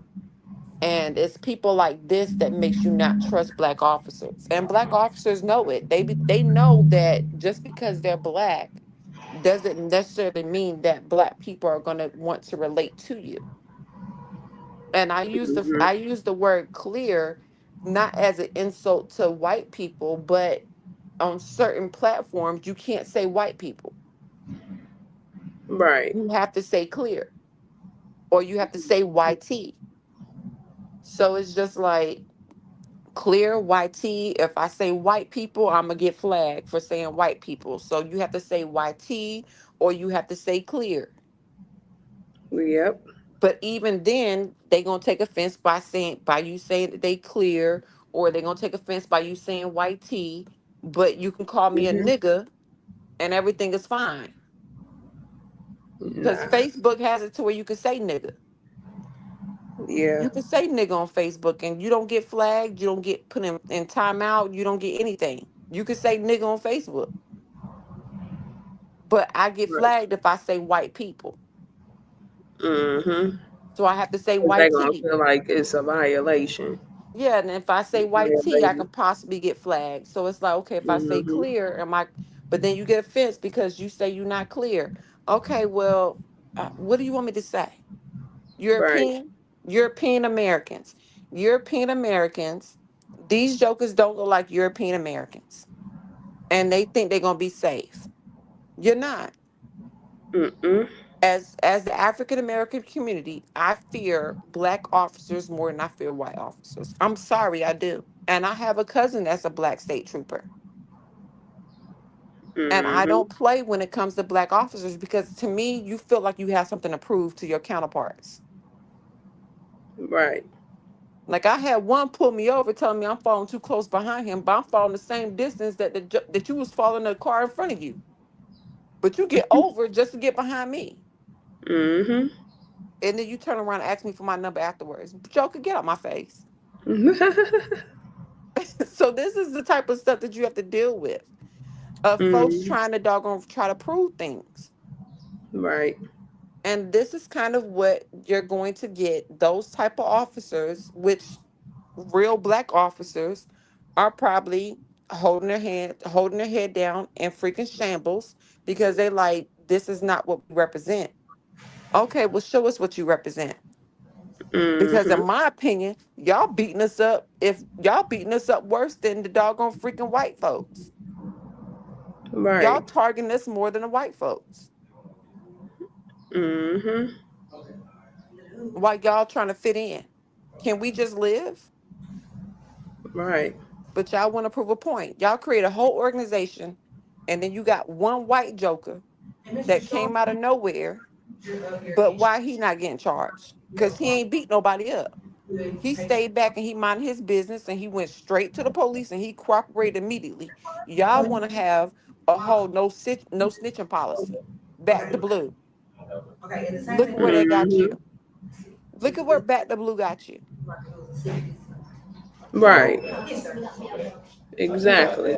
I don't know. Maybe I'm on my high horse right now. I'm talking too much. Yeah. But I'm going to let y'all go because I'm talking too much. Does Mr. Dove have anything for me? Because I'm talking too much right now. I don't want to run y'all more. I don't want to run y'all over more than what y'all intended to run. Okay, we're This is gonna a whole shut it down. conversation for me. We're gonna shut it down. I gotta make a call anyway, so we're gonna shut this down. I will be on Greenbox tonight, so everybody tune in. We're gonna talk more about it, Chandelier. Yeah, I'll have everything on the back set end. up. Okay. So all God right, bless well, y'all. everybody. Thank you guys for coming out, and Chandelier, you did one. Thank you. And thank you for sharing in case with keeping us informed with everything going on. So it was an honor to have you. So Thank you. Peace, love, and joy, everyone. Peace, love, and joy. Okay, thank you guys. But she held it down. Bless. Appreciate that. Okay. We out. They told us we wouldn't get here. There were those who said that we would get here only over their dead bodies. Well, talk. Yes. All the world today knows that we are here and we are standing before the forces.